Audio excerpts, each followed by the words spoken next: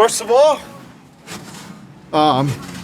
let me start off by saying, how effing cool is this? Hold on, let me get my audio, guys.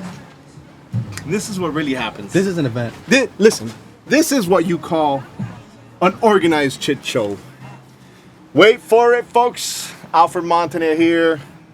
Okay, your audio, how's your audio over there, Andres? Perfect. Sounds good. All right, guys, Alfred Montaner here. We are in the beautiful Florida Keys, guys. Key Largo, Florida. Andres, first of all, introduce yourself so they know. Maybe people haven't seen you or Shaka one. That's gonna happen all day. It's all good. Yeah. Okay. I'm Andres. Perfect Fit Boating is my YouTube channel. Yes. First podcast. I'm honored. This is my first podcast. I broke his cherry, guys, over here in Key Largo. Something you'll never forget. That's right. All right. So we are here at the LTB event that they're doing a sea trial.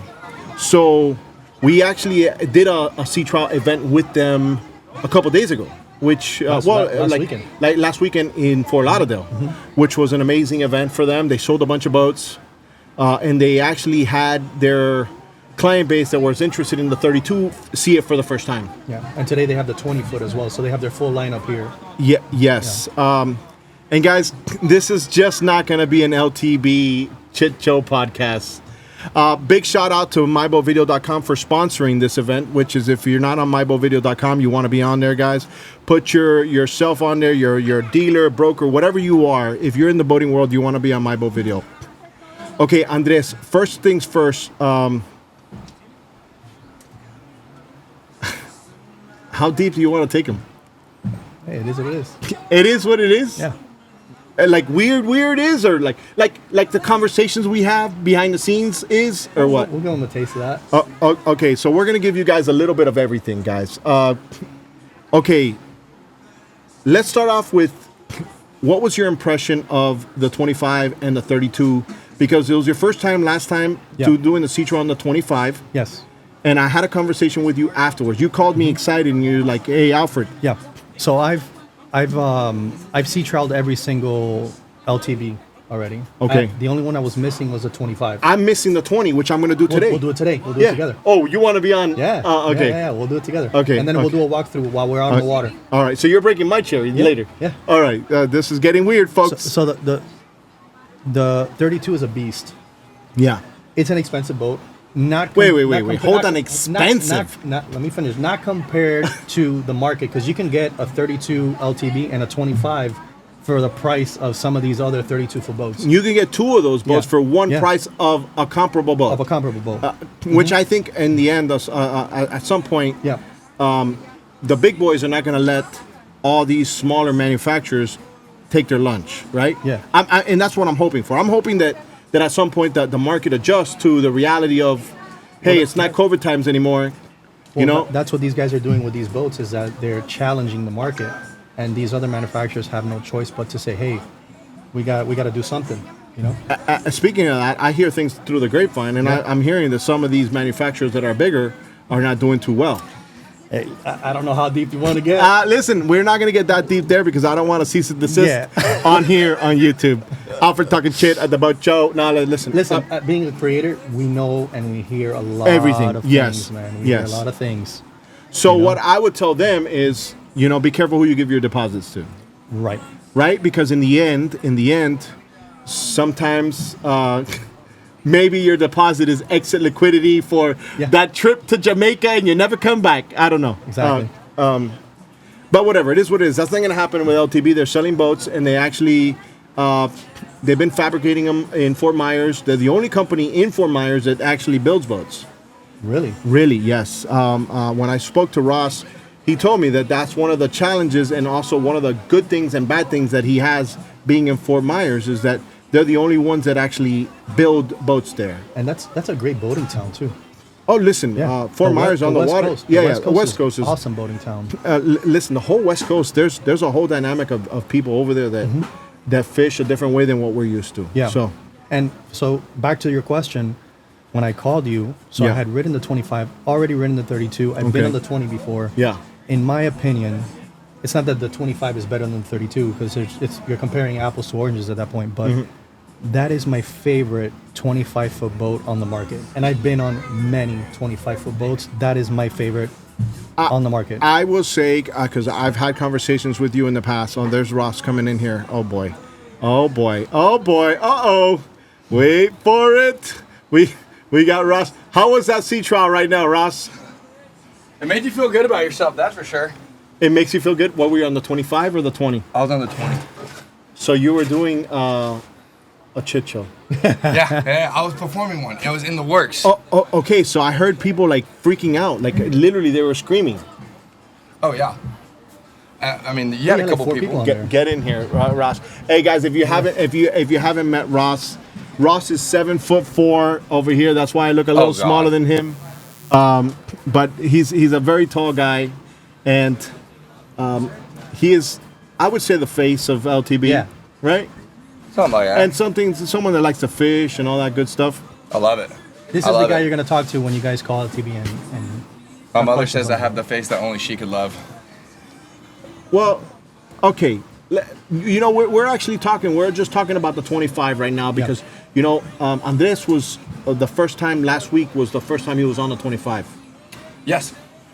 And he was in love. He called me up. He was like, I gotta get that boat. That's the best riding 25 I've ever had. I'm not saying the truth. No, it's true. It's true. Okay, so he fell in love. But he also was on the 32 with me while I was screaming around doing all my Alfred Montaner Chit, right? Right.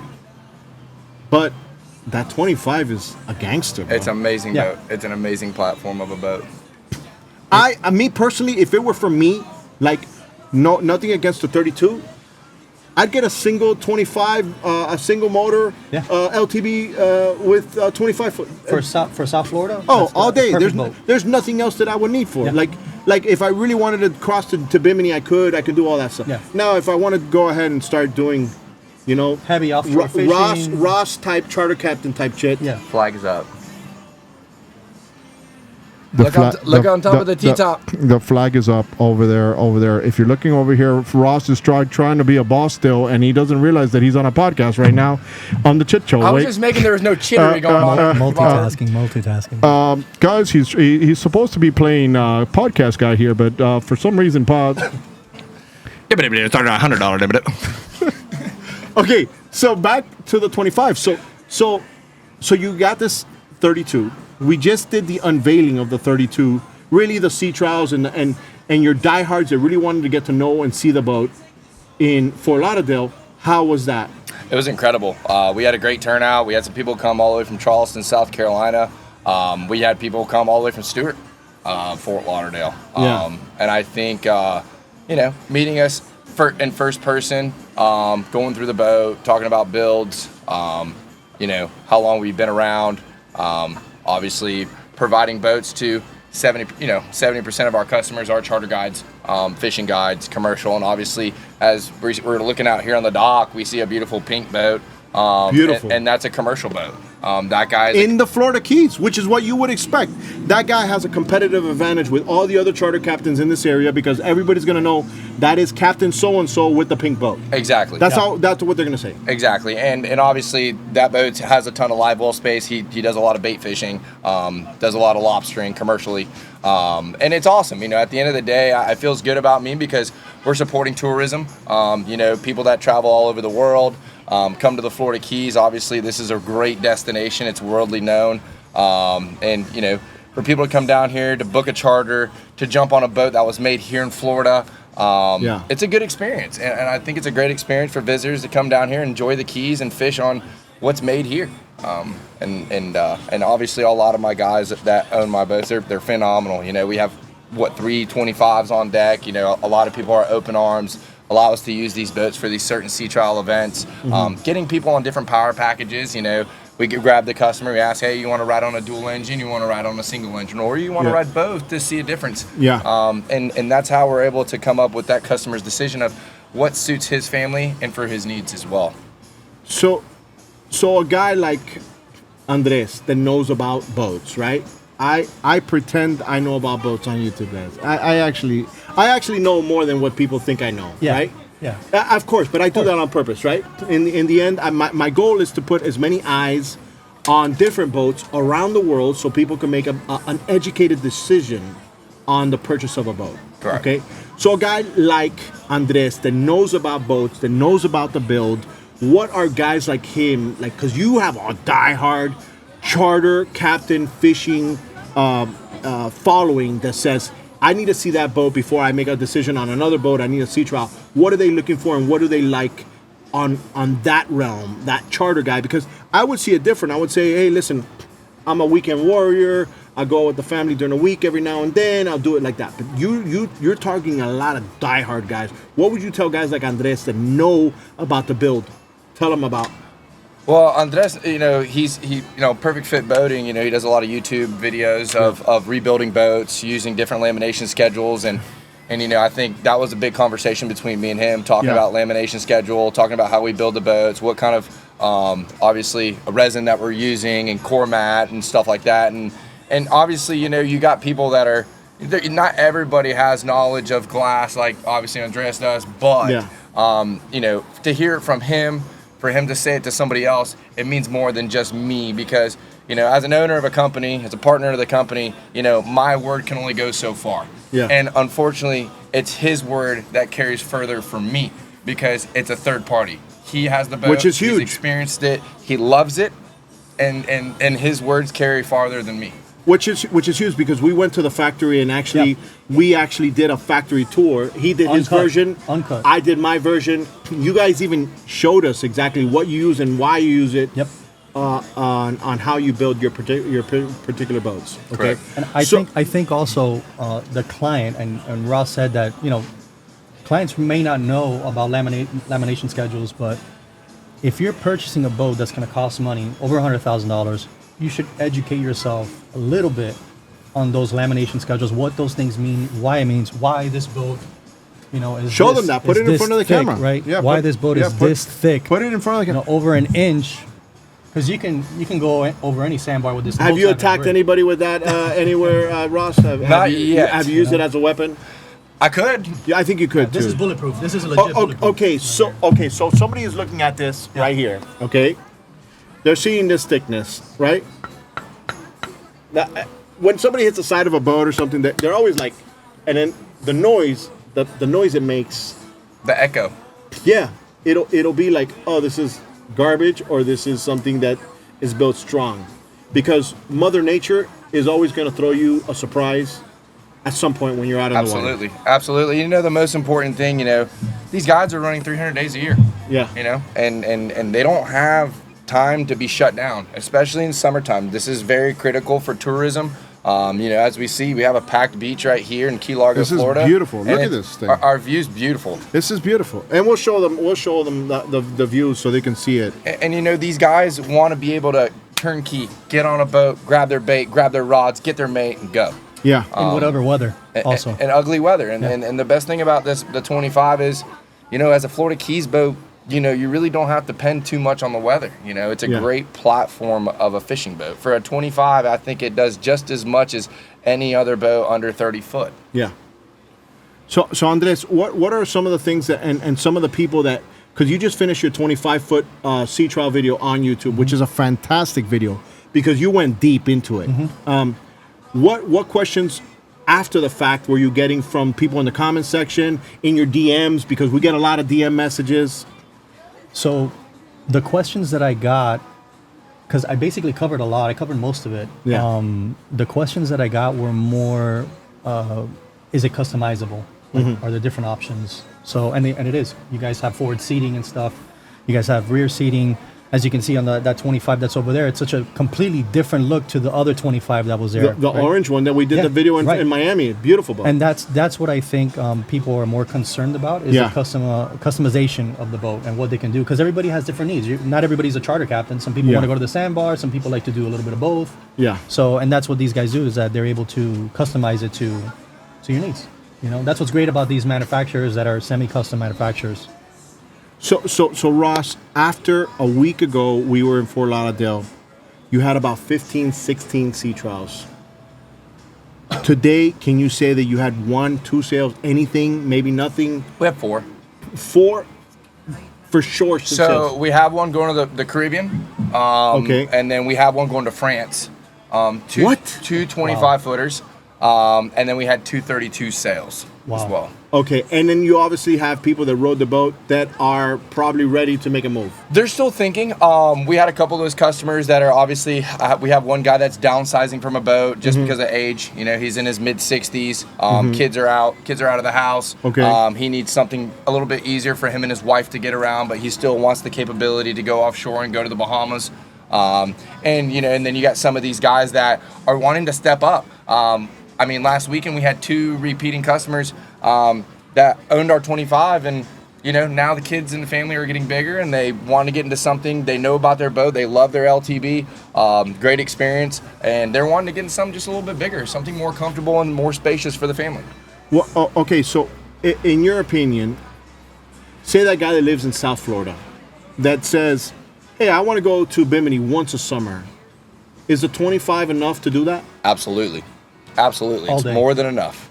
And you can More than enough. You can go there and back on one tank. Over there and back, so you are not going to have to worry about anything else. No, sir. Okay, all right. All right, guys. Well, listen up. We're gonna continue here on the Chit Show. We're gonna take a quick break, and we will be right back. Wait for it. Get up and get your day going with a king of chit show, Alfred Montaner. Oh my God, he's really real. I've seen him stop a train while holding a beer in one hand and reciting the entire dictionary as it all happened. He once rescued my cat from a tree that was on fire. Till this day, I still can't believe it. This As a overheated news on me. anchor, I've never. Drop us a voicemail on what you think about this boat. We're back. Just like that, Ross has skipped town, folks. Oh, he's got a sea trial. Yeah, I mean, listen. There's a lot of pretty boats here in the Florida Keys. Listen, what a perfect day too, huh? It is, but you know, I was a little worried when we were coming down here because it got a little. But that's summer weather, bro. Summer weather is like, hey, 1 minute you get a huge thunderstorm and then it goes away. So just to give them an idea, we're in Blackwater Sound here in the Florida Keys, and we're at JD Outdoors. Yes, JD Outdoors. JD Outdoors. Yes, And they have a beautiful dock here with a nice beach that you can reserve. yes. Amazing spot. The beach is great. You can run your boat out here. We have space here for the sea trials. It's awesome. It's a really nice spot. Okay, so we've been talking a little bit about LTB. I want to talk about what's going on with Andres, because Andres, wait for it, guy. Hey, listen, I get a couple of questions. Yeah. You know what happens is that I start doing content with folks or other YouTube creators, and then all of a sudden now, it's like Alfred is the ultimate source of truth. Yeah. So, is there anything you want to tell the people that are watching? What do you mean, anything I want to tell? Listen, man? all right, man. Well, maybe you don't want to tell something, but what do you? Oh, okay, Well, how about we start with like how I started my channel and all that stuff? And, Forget about that. Nobody cares about that. Well, it all ties in. Okay. So, give me the short version of how you started your channel, Yeah. because I've heard it a million times, Yeah. and I'm sure they don't care. Yeah. They're gonna want to know the same question that I get 1,000 times. What happened? What happened? Yeah. I get that question more than anything. Is Yeah. And it's funny because I don't get that question too much, like at all. Of course, because Yeah. they're not going to ask you, because Yeah. you know they're going to People think like always ask around. they're going to think you're going to feel uncomfortable about the scenario. I mean, there's nothing to be uncomfortable about. It just is what it is. Okay, it is what it is. But we've been at boat shows, and and if you've been following Yeah. Andres Perfect Fit Boating, he had began his YouTube channel, and there In was 2022. there was someone that was also with it, with him in the channel, Right. and then now there's not somebody in the Right. channel, right? And then and people were wondering why. Yeah, so I mean, I started my channel in 2022, and I started my channel with my ex-girlfriend, and I wish there was a little bit more of like a juicy info to say, but there's not much, Okay, but I'll break it down. but you're not together. No, we're not together. Okay. So basically in 2024, September, one day, that was it. She just wasn't happy, and she got up and left, and that was it. Well, listen, I'm sure that's your side of the story. I'm sure she has her own point of the story as well. Sure. But you're gonna get in here because this is getting personal right now. You want to know Andres's cheese or what? Because we're getting into it right now. Oh goodness, who spilled the tea? Just listen to the conversation. You're gonna hear this. Yeah. Okay, so I'm assuming because that was somebody that was a part of your channel, right? Yeah. You thought maybe like, oh, this is gonna affect the channel. Well, yeah. So since I had started the channel with my ex-girlfriend, it's we get very complacent as people sometimes, and we kind of think that we need to have that person next to us to kind of like as like not a crutch, but like just a safety net. You know what I mean? Like just for that support. And I quickly found out that that wasn't the truth with the help of you and my circle of friends that I had. You know.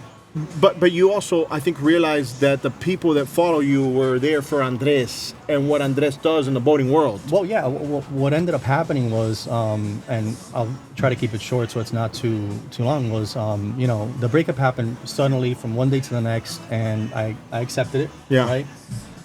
And right away, like, you and me had started talking and kind of getting pretty close, and we started going to boat shows, and I was kind of like, a little bit worried about how that was going to play out, and nobody gave a crap. No, it's all in your head more than it's more in your head than it is in. And so it's not really. It's like a pretty anticlimactic story, but the real climactic part is what happened after that got me to where I'm at today. Okay, and I'm a firm believer that things happen in life for a reason. Well, right? I'm a firm believer that things have to happen a certain way, or you have to be on a certain path for the right things to happen to you. Yeah. Exactly. So imagine this, Ross. I get a call one day from Andres. I've been talking to Andres for a couple months. We do chit show conversations. We talk about everything. We talk about boats. We talk about life. We talk about everything. Right. And one day, Andres calls me and he says, "Bro, you're not gonna believe this." Oh man, you're going there already? I have to. Well, let me get there. No. Why not? You're gonna get there. He's gonna have to get there. I'll get there. Okay. But he calls me. And he drops this... A bomb. Not a bomb. That's like a Hiroshima nuclear bomb, like, bah! So what do you do as a friend, right? You want to tell him as chill, like, be the conservative side of the rational mind, because you don't know what the outcome is going to be, because that's a big bomb. Yeah. So... Mr. Sabala went ahead and dropped a bomb on me. Yeah. What was that bomb? And get us to where that bomb is. So the breakup happens, right? Yes.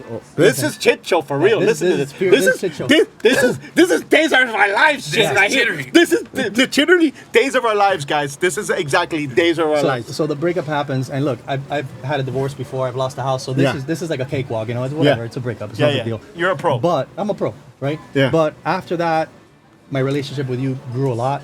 And you helped me through a lot of stuff with that, man, so which is great. I appreciate that. I appreciate you for that. And I appreciate you telling me that. Yeah, for sure. But as soon as one thing about me is I'm relentless. Yeah. And I'm never gonna stop. Yeah. So I took my channel when that breakup happened. I was doing more than 2 videos a week. We were starting to travel and get gigs together. Yeah. And I was getting gigs with manufacturers. I doubled the views on my YouTube channel. I doubled the subscribers, the revenue. It was like I was just going all in. And then what I realized was, man, it was on me. They want you. Right. It's and that's a good feeling. Yeah, it's not. I needed that. I needed to do that for me. And the question is, why wasn't I doing that before? Right. And it has nothing to do with anybody else except me. Yeah. So a year passes after the breakup. Oh boy. Right. Hold on a second. There's a stealth P2 bomber about to drop a bomb right there, Ross. Oh, there he is. Look at it, Ross. It's coming. It's coming. Oh, it's shit. Coming. Locked in. So, and again, a year passes after the breakup. I'm doing my thing. Yeah. I'm very comfortable in my life and how things are going. I'm always trying to come up with new things. I'm working on fiberglass now. Yeah. And while you're saying that, let me just make sure this is recording, because I want the bomb blast. I want the bomb blast to be on camera. There's gonna be a lot of fallout. Hold on. Go ahead. Ready? Yeah, no, go, continue. So it's been over a year. Yeah. And I get a phone call. I get a phone call from a girl that I was with, 7.5, almost 8 years ago. And when you said with, you're dating this girl. No, I dated her over 7 years ago, almost 8 years But ago. at the time you were dating her. Yeah, we were seeing each other. Yeah. Yeah, we were young. seeing each You were other. much younger. She was much younger. I was way younger. You know what I mean? I was, in my early 30s. And Miami. Okay, And so she tells me, hey, listen, you have a son. What? What? Yeah. 7 years later? Yeah, 7 years And later. she didn't tell you the whole time. Well, she didn't. She didn't tell me the whole time. Wait, 7 years later, so that means 6.5 9 months, years, yeah. so that means the kid's 5 years old. No. 6 years old. Your math is awful. Listen, I'm in nuclear fallout right now. No, we have bun in the oven time, so bun in the oven time. 9 months. 9 months. So She said what I 7 told- years. no, listen. Okay. Listen, relax. No, hold on, bro. There's nuclear fallout right now. I'm trying to find out where I can get a generator. Everybody get off the beach. So, Tsunami is coming. so almost 8 years ago, Okay. we had a relationship. Oh, now it's 8 years. You That's just what I had. said. You No, said that's what I 7. said. Rewind the tape, Between guys. 7 and 8. Okay. So- Rewind the tape. So he just turned 7. Okay. A few weeks ago. So basically she told me, hey, listen, I don't need anything from you. I just want you to be in my son's life and our son's life. And when I saw his pictures, I was like, yo, I didn't even need a DNA test, even though I did do one, obviously, but he's mine, And at that time, we had long conversations, you and I. Yeah, for sure. We had long conversations based on like the old fudge moment, right? Yeah. Cause think about it, like he's seeing things on a guy that's, how old are you right now? I'm 41. 41, Yeah. with no kids. Well, I wasn't gonna have a kid with my ex-girlfriend either. So, she just wasn't gonna do that. So that's another. That's how things set up. Okay, but in the end, you're 41 years Yeah. old. You don't have a kid. You probably want a kid, Yeah, right? right. At this point as in you your get life, older, you're like, hey, it would be nice to have Yeah. a little you running around, Absolutely. And it's so important because the moment that I found out, like up that whole year I was working and just busting my rear to like get to where I'm at. Yeah. I kind of knew where I was going. There was some light at the end of the tunnel. Yeah. But the moment I found out I had a son, it's like all that went away and it was like, this is what you got to do. Like, this is it. And it like cleared everything up for me. And what went through your mind? Like Like when I found out. Yeah, like So I say the truth, because telling there you was the a truth. lot of variable, and There's you don't a lot have of to. You don't emotions, have right. to. You don't have to put the people that Yeah. gave you advice or told you certain things, but tell them what they told you. Certain people that might have been close to you, how and what you should think. Like right, like this is- I said one thing. Yeah. Everybody told me the same thing in a nutshell as you, right? Like, this is a blessing, Yeah. And you can see it that way or not. But I truly believe if you're aligned in your life with if you're on the right path, Yeah. right? And you see things as positive. And I've always considered myself to be a pretty positive, happy person, So I saw only the positive in this. And sure, anybody can get mad and say, what about, I can't change those things, man. It's now, right? Now Yeah. and going forward. And because I took that attitude, it's been nothing but incredible for the last, as long as I met him. So in a weird And way, he's with me now in the summer too, so he's hanging out. We're having a good. so he's boys' here. summer. Here's Yeah. okay. He's with me. So in a matter of a year, Yeah. you went from not knowing you had a kid to having a kid to now he's here. About 8 months, yeah. 8 months. So now he's here with you in summer. Yeah. No court, no nothing. Yeah. The mom said, "Hey, go be with your dad." Yeah. I mean, I think that is one beautiful. Yeah. And it goes to show, in my opinion, right? Yeah. That things have to happen in life to get you ready course, for of what course. what happened. Absolutely. You're a father. I wasn't ready. I am. Oh, you Yeah. got a 2-year-old. I do got with a Laura, 2-year-old. right? Yep, with Laura. What's your son's name? Ross. Ross. The apple doesn't fall far from the tree.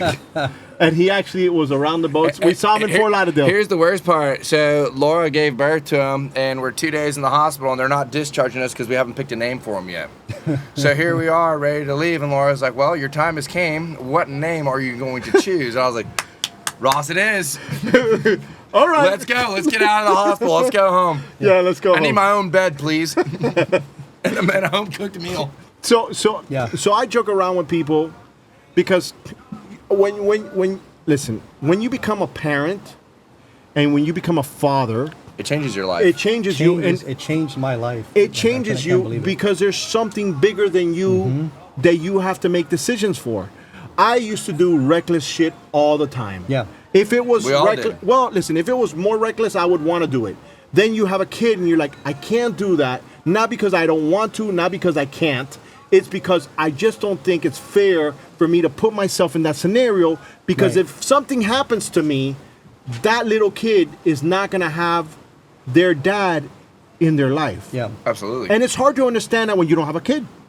Because there's nothing bigger than yourself until you have something that you created or helped create. And you know, the times that we live in today's world, you know, you got technology, and I feel like, you know, especially too with parents, you know, parents want to give a kid an iPad or give them behind the computer. Yeah. Take them fishing. Take them, learn them how to build a boat. Yeah. Go hunting. Go sit in the woods. Go hiking. Just go outside. At the end of the day, it's your kid, and obviously, you know, the fathers do carry a lot of weight. And what's most important is in that little and those little eyes, you want them to mold into who you are, and to give them your knowledge, and to teach them that you're failing, you know, that what you've been through and how you succeeded and overcame those problematic issues. And you know, unfortunately, that's the big problem in today's society. You know, there's not enough going out and communicating with the kid and teaching the kid how to fish and bait a hook and go, you know, proper manners and cleaning boats and you know, respecting elders and, you know, loving God. You know, it's a lot of things that happen, you know, especially in today's world. And I'm very blessed to have an amazing wife, and she does everything for me and everything for little Rossi. And you know, at the end of the day, I have a buddy of mine from my hometown that was in the exact same predicament as Andres, and he's overcame. He has full custody, and he loves him. It's changed his life, and he's became a whole different guy. And it's amazing. Having children is absolutely a blessing. I never pictured myself being a father. I never said I was going to have a kid back in my 20s, and now that I have a 2-year-old, it's life-changing. You wouldn't even think about not having one, right? I would never think about not having one. You know, when Ross talked about, you know, taking them outside and doing all these things, see, this is what I meant was, if you're doing the right thing, if you're on your path, right, on your purpose, doing what you're supposed to do, everything kind of lines up the way it needs to, because I don't have a 9 to 5. Yeah. You know, I'm a content creator, so I'm able to spend all my time with him. Yeah. Teach him all the cool stuff, you know. In a short period of time, because this is the first summer you're gonna have. He's gonna have to go back to where he's from. No, actually, the mom is gonna be moving down and stuff, so I'm gonna have him here. Good. So there's things that are changing along the way. Yeah. So you know, everything kind of aligned and worked out the way it needed to. That was. Now I'm gonna go ahead and let you guys hear some of the messages that I get on MyBoatVideo.com, because I have a hotline on MyBoatVideo, right? So what happens is, you guys can call this number here that I'm going to put up on the screen. You can give your opinion, because you know what? I think a lot of times people that are watching on the other side, they don't realize how powerful their opinion is. Yeah. Either way, positive or negative. Because you just came off of a big sea trial. You did some content creator work with some other content creators, and then you have people in the comment section saying, you know, I don't like the fact that you don't have a hard top on that 32. And then you responded, why? Alfred, W4GLE35555 on YouTube, and we need some bloop, bloop, bloop, bloop, bloops. Wait for it! Bro, you're not gonna believe this, bro. Look at this. Alfred, this is Chris from Connecticut. Me and my wife have been watching you for quite some time, and it's a great show. But we did have a question that would be we think would be best directed your way. On Perfect Fit Boating, what happened to Mrs. Perfect Fit? I mean, we haven't seen her in a while, and like she disappeared like a fart in a gale, and we just kind of wonder what happened. So I thought maybe you could shed some light on the situation. Right? Because that's the way you wanted it. That's what I wanted. I didn't ask for their opinion. This is what I wanted. And And, you know, I could have done a hardtop. I could have done a Marlin tower. I could have done a gap tower. I could have done whatever I wanted, but this is what I chose. And that you guys can do that. And that's the greatest part, because keep in mind, you know, what the viewers don't see is I'm dragging this boat across the southeast United States. You know, I don't want to be putting the boat in. I seen that. We did that. We did that. Stole my 20. Well, listen, that's a debate. I haven't forgiven you yet. Listen, we stole it, and we came to my house at midnight, woke my wife up, dogs barking, hooked up the boat. The video's on YouTube, guys. It might be on the members page. I don't know, but we did. I know it's on MyBoatVideo. Yeah, it is on MyBoatVideo for sure. And then we actually went to Orange Beach, where you were at the wharf, and you know, that day is when I got enormous amounts of respect for you, because I saw you work a show. And when I travel the world, and I go to Dusseldorf, and I go to Cannes, and I go to all these places around the world, been to Dubai, everywhere I've gone, people always say, and they see me, and I want them to consciously see me and say, that mother effer works hard. They're not seeing me stopping, they're seeing me filming, they're seeing me. So, like, I'll do the small talk, I'll do everything when it comes to that. But most importantly, I want people to see that I'm working hard. And when I saw you at that Wharf Boat Show, and I saw how hard you worked, you got a massive amount of respect for me. And I said from that day forward, I go, I want to help this guy win. Because when there's people that work as hard as you're working, you cannot get in their way, right? Because I guarantee in 5 years, LTB will be taking market share from all the big boys that right now that they're used to seeing all the time. Absolutely. Because not just you, Abe is extremely hungry, right? And you're building a phenomenal boat. Yes. So, and you know, we've been in this business for 4 years, and it's been me and Abe, and it's tough. Especially too, we got a crew of 16 guys, amazing people. I'm thankful for every single one that works with it. They're happy, they're hungry, and they want to be a part of this success story. And it's hard. It's hard for me to leave my family, to leave my kid, my wife, for weeks at a time. And you know, we went to Wharf, and I'm working a boat show by myself, but you know, I got to be hungry for it. And obviously that's in anytime, you know, somebody doubts themselves and somebody says, I can't do this, you can. You know, just as long as you put your mind to it, and as long as you dedicate your life to it, you can do whatever you want, anything. So Ross, let's take them a little further back, because a lot of people don't know your background, right? And I think it's important for people when they're buying into a brand, right? You get to know what family you're buying into, right? Absolutely. So give us a nutshell. Who is Ross Villanueva? Who are you? Like, how'd you grow up? The other day you were telling me we got to go gator hunting because we got to do this. You gave me a whole procedure on how to catch a gator, and I'm thinking Fred the Croc, this is how they're gonna kill him.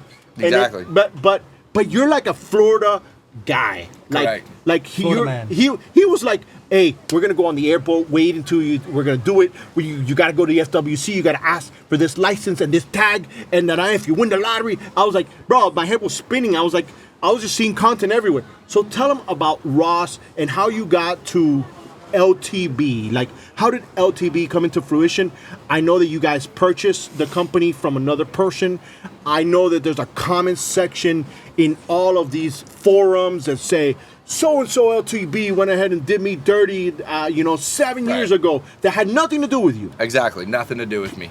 Tell us from then to who you are to what came to LTB and how you guys have been, because you're on hull 154 on the 25. Yes, sir. Maybe 155 now because it's been a week later. Yeah, the boys are working today. Yeah. The boys, I checked the cameras on the office today, and the boys are working. The boys are building boats. So tell us about yourself, because I think they need to know who you are, because in 5 years they're going to watch this video and going to say, look, that mother effer came up. Exactly. So I'm from Central Florida, specifically Winter Haven, Lake Wales area. Grew up my whole life hunting, fishing. You know, my grandparents have had a house here since 1971. So I've been extremely blessed as a kid to come down to Isla Mirada. This is my backyard. I love it. Grew up duck hunting, gator hunting, deer hunting. Been an advocate. I'm a big woods hunter. Went to University of Florida, graduated from school in agriculture. Obviously, citrus industry is not doing too hot. And your family's in that industry? Yes, sir. So we're in the agricultural side as well. My old man is in the medical industry. Long story short, I didn't like what I was doing. Obviously, everything was declining, real estate, people buying up land, dealing with canker and greening, and just the cost of fertilizer, just the cost of just everything in general. It was a good story. We sat down one day and we're just hanging out, and long story short, we started talking about boats. And I said, when you say we, is it you and Abe or me and Gio and Abe? Everybody started coming around. So you guys are all friends from before. Gio introduced Abe. I've known Gio for almost 20 years. Okay. We just started talking. At that time, it was BSing. There's always times where you sit at the pool and you talk about Chit all day long. Yeah. And then it turned into a reality. And I loved it. I love what I do, and I've always grew up building airboats, building boats, half tracks, full tracks. I was just a redneck from Central Florida, and fishing's always been my passion. I've loved it, and we got into this business. We bought it from a guy that was pretty much Chapter 11. We had 18 boats outside of the yard with no cap, no liner. All the boats were already paid in full, so you can only imagine the amount of pressure that I had and Abe had. Wow. In the negative. Wait. So you had 18 boats in the yard, and you know how big our yard is. Yeah, they were stacked. Okay, so they didn't finish, and those boats all had customers that were waiting on their boats. Yes. So they were built holes with. You're not going to see that in the forum. You're not going to see that in the forum, are you? No. Okay, so tell me a little bit about that. Get into the depths of how you got out of that scenario. So the old owner pretty much, and I'm going to keep his name out of this, but he pretty much screwed a lot of people over. And obviously, we sat at the table multiple times talking about changing our brand from LTB to another brand just because of the reviews that the brand held. In my eyes, I said, all we can do is just be quiet and overcome and prove people wrong. Yeah. And we had a lot of unpromised,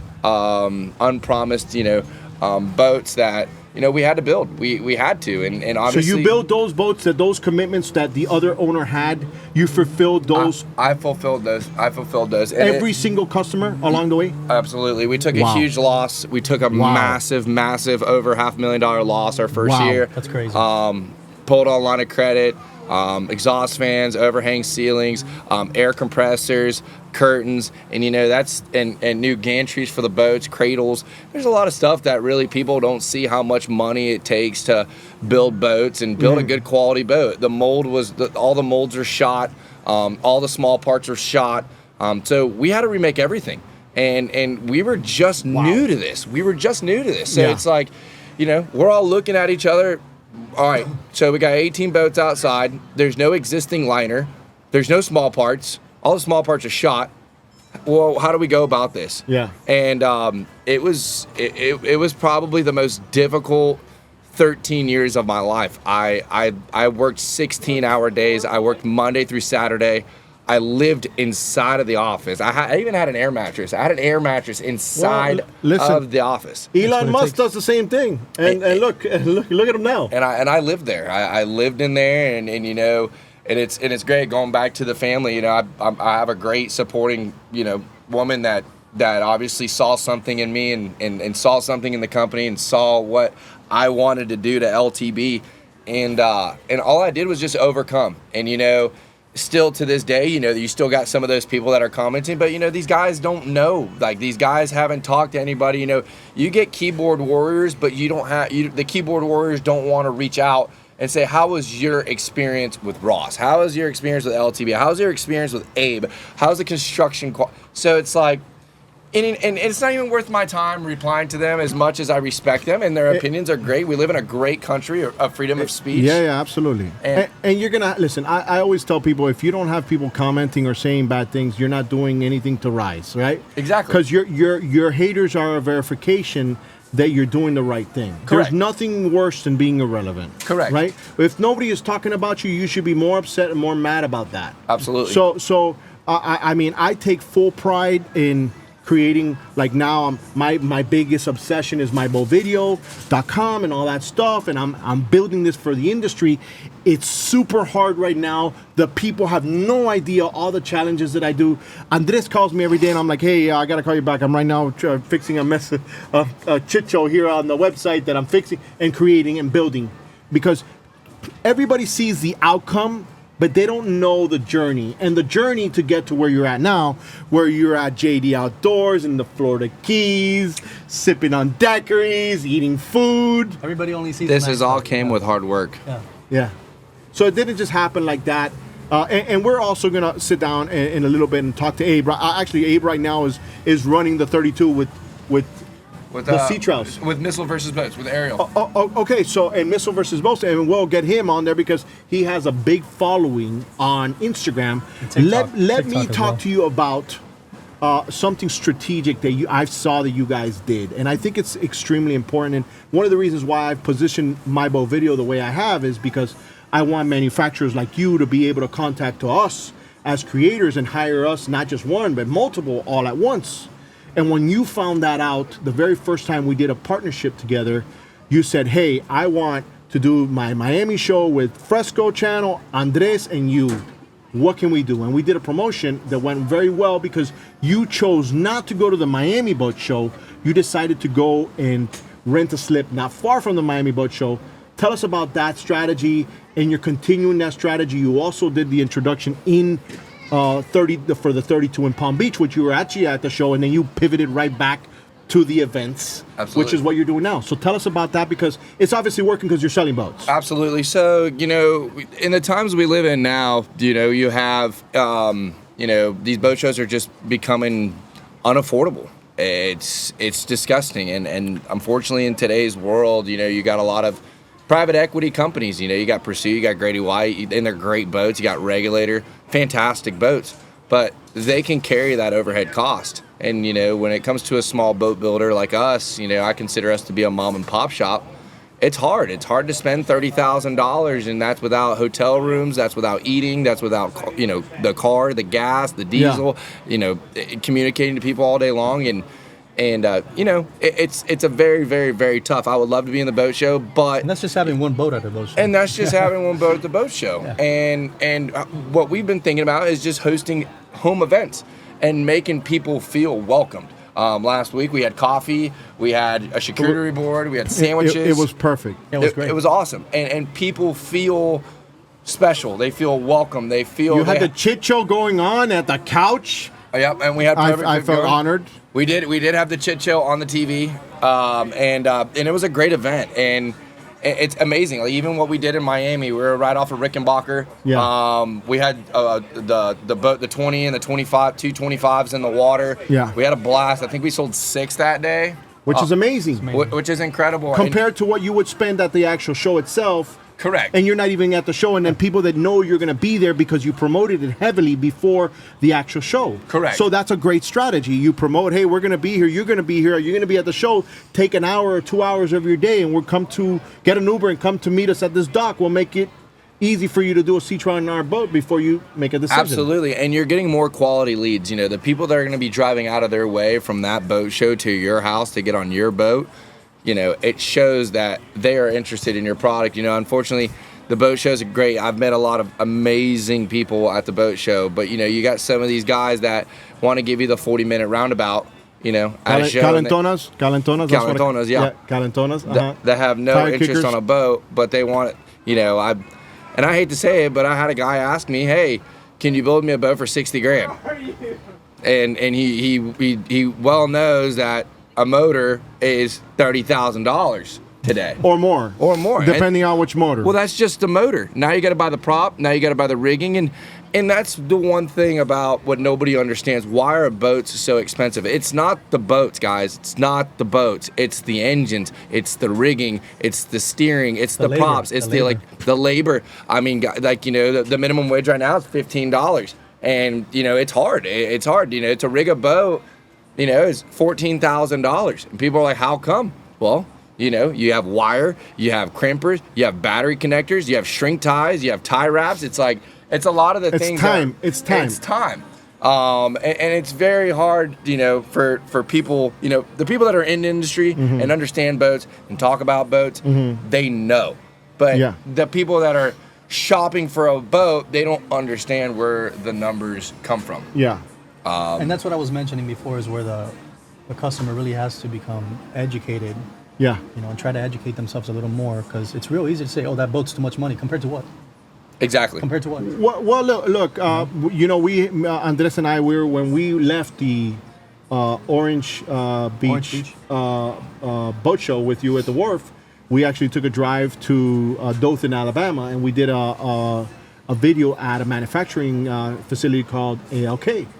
ALK2. Yeah. This was like right after we showed how you guys do your massive builds for your manufacturing of the 25 and the 32 at the time. Completely different process, chop gun. So when you see something, you understand why something costs a little bit more than others because of the labor-intensive side of things. Absolutely. And what the average consumer doesn't know, they just see a price, but they don't know what it takes to get to that price. Like I literally had a conversation with a manufacturer this week, and he said to me, "Hey, Alfred, I can't. I'm not moving this boat. What do you think?" I'm like, "Hey, I think you're overbuilding it for the customer that's trying to buy your boat. You might not need that vinyl ester resin for your particular boat. Maybe you can go with a different resin and reduce costs so you can make that boat accessible to the person who is really your customer. But he's trying to build this super incredible hardcore boat, which is great. Right. But in the market we're in right now, people want to get to what they can get to with the price and the money that they have. One of the things that I thought was brilliant of what you've done and what you guys have done at LTB is that you've given the charter guy and the guy who just says, hey, I don't have everything to buy a $350,000 boat, but I can spend $140 on the shell alone, and I can build it up from there. Absolutely. I can rig it with my own stuff later. I can maybe pull out an engine. Tell me a little bit about that process. What came to that? Is that a challenge to sell boats to individuals to get financing? What are the challenges? So, when it comes down to it, a lot of boat builders don't allow it to happen. They obviously there's boat builders make their money off of motors, off of rigging, off electronics. For me, I don't. The dollar figure really doesn't faze me because what I'm more focused on and what I've been focused on since the day we got into this was brand recognition. Brand recognition. Boats on the water. What does that mean? Yeah. Boats on the water with a logo. And you know what? Yeah. I'm making everybody's dream come true, and this is why we do a la carte. Like, we're out over here at JD Outdoors, and Jesus is an incredible guy. I can't thank him enough for having us here in Key Largo. But he told me yesterday he's going to be placing an order on the 32. But guess what? He has 2 300 Yamahas that he's had in his garage for 5 months, brand new. That he doesn't know if he wants to repower his boat or buy a new boat. Yeah. And just from him saying that, it's like, I'll rig it. Give me the rigging stuff. Give me the props. Give me everything. I'll put it on. It doesn't matter. I'll just charge you for the labor it takes to put everything together. Yeah. And at the end of the day, I'm staying within his budget. Yeah. And that's all that matters. Because you know what? He can get the electronics somewhere cheaper. Fine. Go get them and bring them to me. You can get the trolling motor cheaper. Fine. Go and get it. Bring it to me. At the end of the day, I'm a boat builder. I build boats. Yeah. And I rig them. Obviously I rig them out, but I try to fit what people want and what people can afford. And to me, that means the world because, we live in the world of inflation now. The average boat is, 32 sizes, $350,000 to $500,000. Yeah. Even more. And it's starting to become untouchable. And, you get those people out there that have bought a boat and they bought it a couple years old and it's a nightmare and they don't know the history behind it. And somebody wants to buy a brand new boat just for a peace of mind to know that it's no problems and now it's in their hands. It's a brand new product and they're responsible for maintaining and taking care of the boat. So looking forward to the next couple years, I would say right now where we've experienced the last 2 or 3 years, the COVID Crash. the COVID crash, right? Everybody got, and you didn't see that COVID rush because you were actually building 18 boats that were sold. Other people. But you took care of it. And you did the right thing. And I think long term, that's going to help you out. You know what I'm saying? And here's the other thing that nobody really knows about either. 6 months down the line from having LTB, I get a phone call from a guy out in Texas, and he says, "Is this LTB?" I said, "Yes, sir." He goes, "Hey, I'm trying to see if my boat is in production." And I was like, "Okay, what color boat is it?" And he goes, "It's called erythral blue." And so I told him, he gave me his name, not on the backlog, no boat in production. So phone call was made to previous owner. Previous owner, quote, quote, forgot about this guy, and this guy paid in full on a boat. Wow. So whenever I thought everything was going okay, I get that phone call. Obviously, everything turns dark pretty quick. You know, it took me a day to shove it off, and you know what? I went ahead, built it out for him, took a loss, and moved on. Yeah. And that's what sucked, and that's what nobody, understands is, when you buy a boat company, make sure everything is thorough. And that hurt.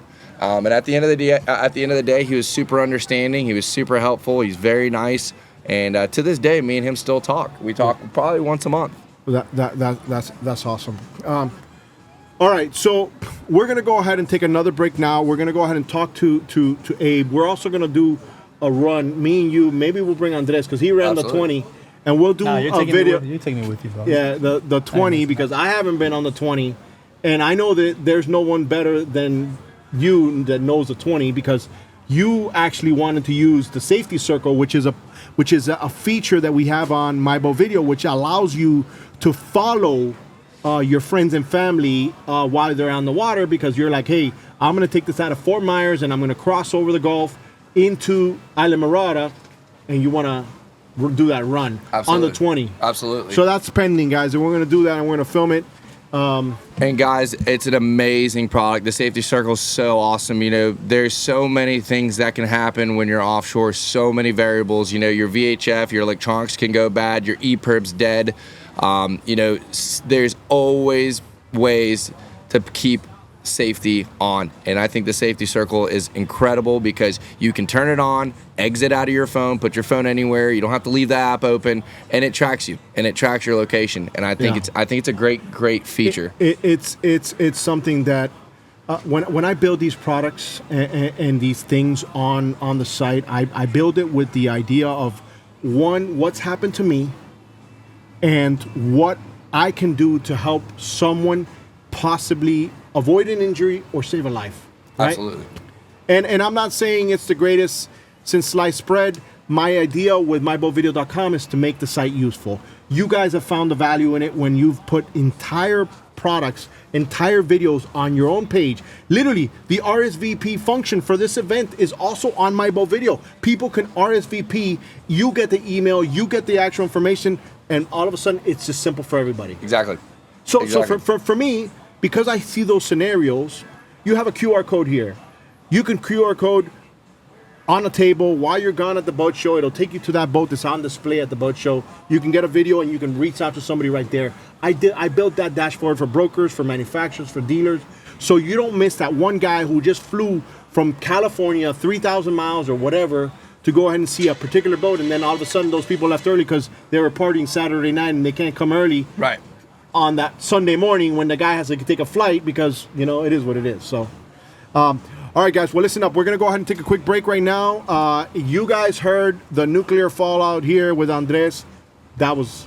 Yeah. But listen. Whoa. To tie it into even Ross's story, it's all about being able to pivot. And we've talked about that Absolutely. before. It's being able to pivot. 100%. Staying positive and moving forard. Yes. And overcome.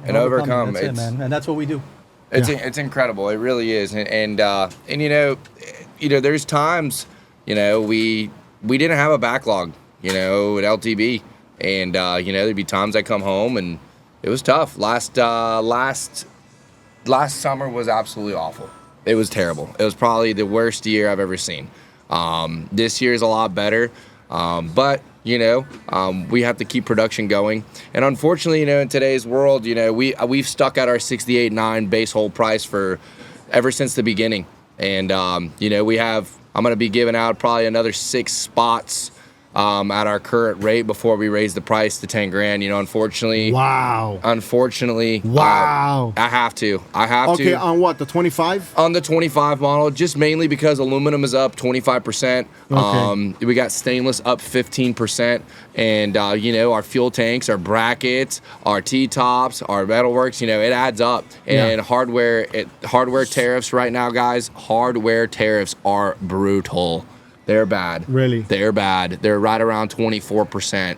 So, you know, it's tough for us, and you know, for the last, you know, we haven't really been getting hit with this since like the last 9 months. And, you know, the economy's still a little shaking. And we all see that still, you know, $6 for a gallon of gas, you know. Seven at Black Point if you go to Black Point. So, yeah. $6.99, yeah, $6.99. They're scared to turn that thing to 7. Yeah, but you know, in all fairness, it's starting to come down. We'll see if it stabilizes.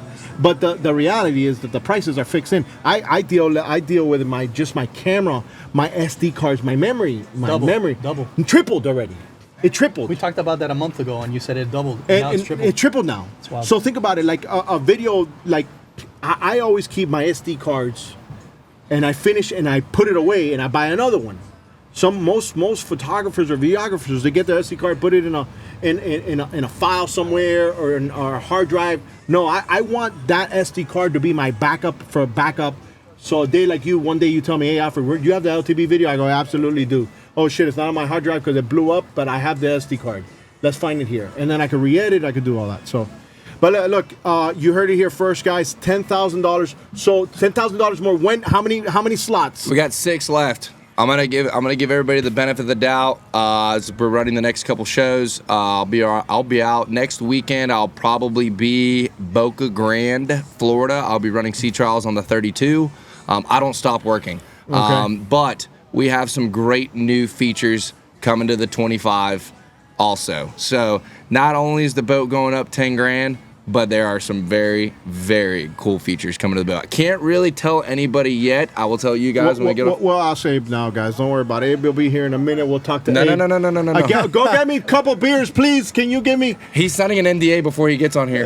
Wait for it. This is where we get the DMs. That's when you sign Michael Jordan. This is where we get the DMs. Hey, what they tell you? Yeah, what they tell you? Go check me out on MyBoatVideo.com. I'll tell you everything you need to know. Guys, I'm from the magazine, Andres Zavala and Ross Villanueva. All right, guys, welcome to LTB. Hey, the bombazos already happened in the podcast. I had to take a break because I got to take a walk. The bombazos are happening in the podcast. What happened in the podcast? No. I just turned it on for like 8 minutes and that's it. It's on fire. Guys, here are the boats. Hey, we have some other boats here. We did this one, guys. This was an amazing ride and the Miami show that we did, and you guys brought out the pink one. Just for you. Really? Guys, look at this. The 25 and another 25 in pink, and then we have the 32. We're gonna get back. Notice the other live well and the leaning post on this one? Yes. See that? And another special feature of this one, take a look there on the floor. You're gonna notice a stainless outlet. We actually plumbed for an external live well on this thing. So this boat is equipped with 35 gallons, 60 gallons, 50 gallons, 55 gallons. Alfred Montaner. Pleasure to meet you finally. Is this your boat? I wish it was. Which one is going to be yours? I wish. The 32? I wish it was. I want that 32. So I'm trying to take it. You're a famous cat, man. Hey, listen. You're gonna be famous. Whose boat is this pink one? I want to drive a pink one. I want to see on the pink one. What do you think about another review? Are you that big of a man yet, Alfred, to drive a big boat? 6'5", 225 and rip, bro. You look a little stocky, bro, but I got you, bro. Let's go. Let me know. You want to do 6'1", 195. You're much more ripper. Yeah. Hey, Rob. This guy doesn't know, bro. I'm gonna have to fold him. Ah! All right. Okay. So who's the captain of this boat? The The gentleman is not here right now. He's out there actually. So what's the story with you guys? What are you guys doing here? Tell him your story. Tell him your story. I sold a Pathfinder to get an LTB at 25. Damn, why are you naming names, bro? I have to put the pressure on him. Why is he naming names, dog? Can't get no free speech. All right. Hey, Pathfinders are good boats. It's a great boat. Did you do the sea trial yet already on the 32? Yeah, I did this morning. Oh, it's over. Then never mind, guys. This is over. Sail done. It's done. Sail done. It was done before that. Sail done. Where do I sign? Take my money. Right now. All right, guys. Hey, we got to go back to the podcast. Over here, LTB, Key Largo event. Hey, guys, make sure you wear your seatbelts, please. Got it, guys.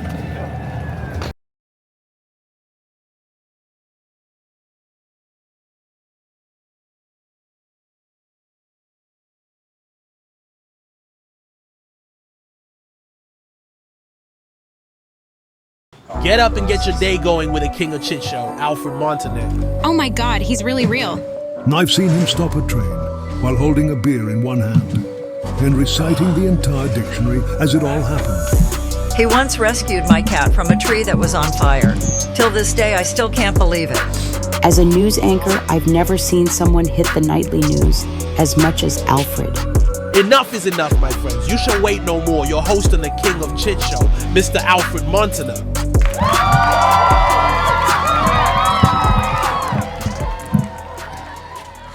What do we have here? Before we start. Go ahead. Give us a rundown. I've never seen anybody take down a hot dog as fast as you.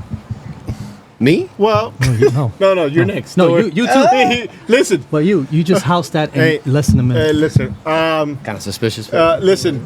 A little sus. Hey, listen. Thank you, brother. I haven't eaten anything all day. I missed breakfast. Yeah. Do me a favor.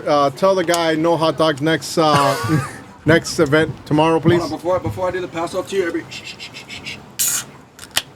That is soda, everybody. That is soda. I needed this, guys. So this is what do we call this? Listen, you see? Pepsi. This is piss water. We got bro. Ariel from Missiles versus Boats, who's in shape.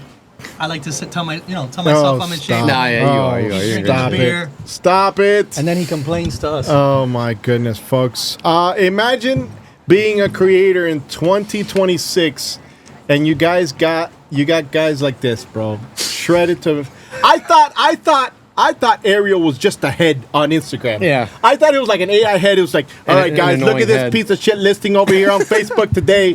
What is this? Look at the trends. So introduce yourself, Missile versus Boats on Instagram and Yes, sir. TikTok. Mm-hmm. And you're here at the podcast for the LTB event. And I'm excited to let my audience here and our audience to get to know you a little bit because they don't see you much on YouTube, right? No, I'm getting on there, but with time, my full-time job, I'm a lineman. So nice. I'm a little busy, sweating my nuts off in the heat right now, but we're getting after it.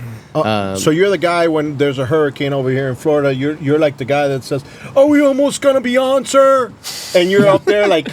Bitch, I'm about to get electrocuted. You call FPL for that. No, yeah, literally. I'm more on the ground right now. Okay. I did underground for a while. I'm an overhead now. I'm a grunt. I do the digging. I do the nitty and gritty work. That's a tough job, man. That's a tough job. No, it is. But my guys up in the air, they do a good job. And gloves and sleeves is no joke, especially now. I bet. Okay. 3 gallons. So you were just on the 32 because we just saw you come off the 32. Mm-hmm. What was your impression on the 32?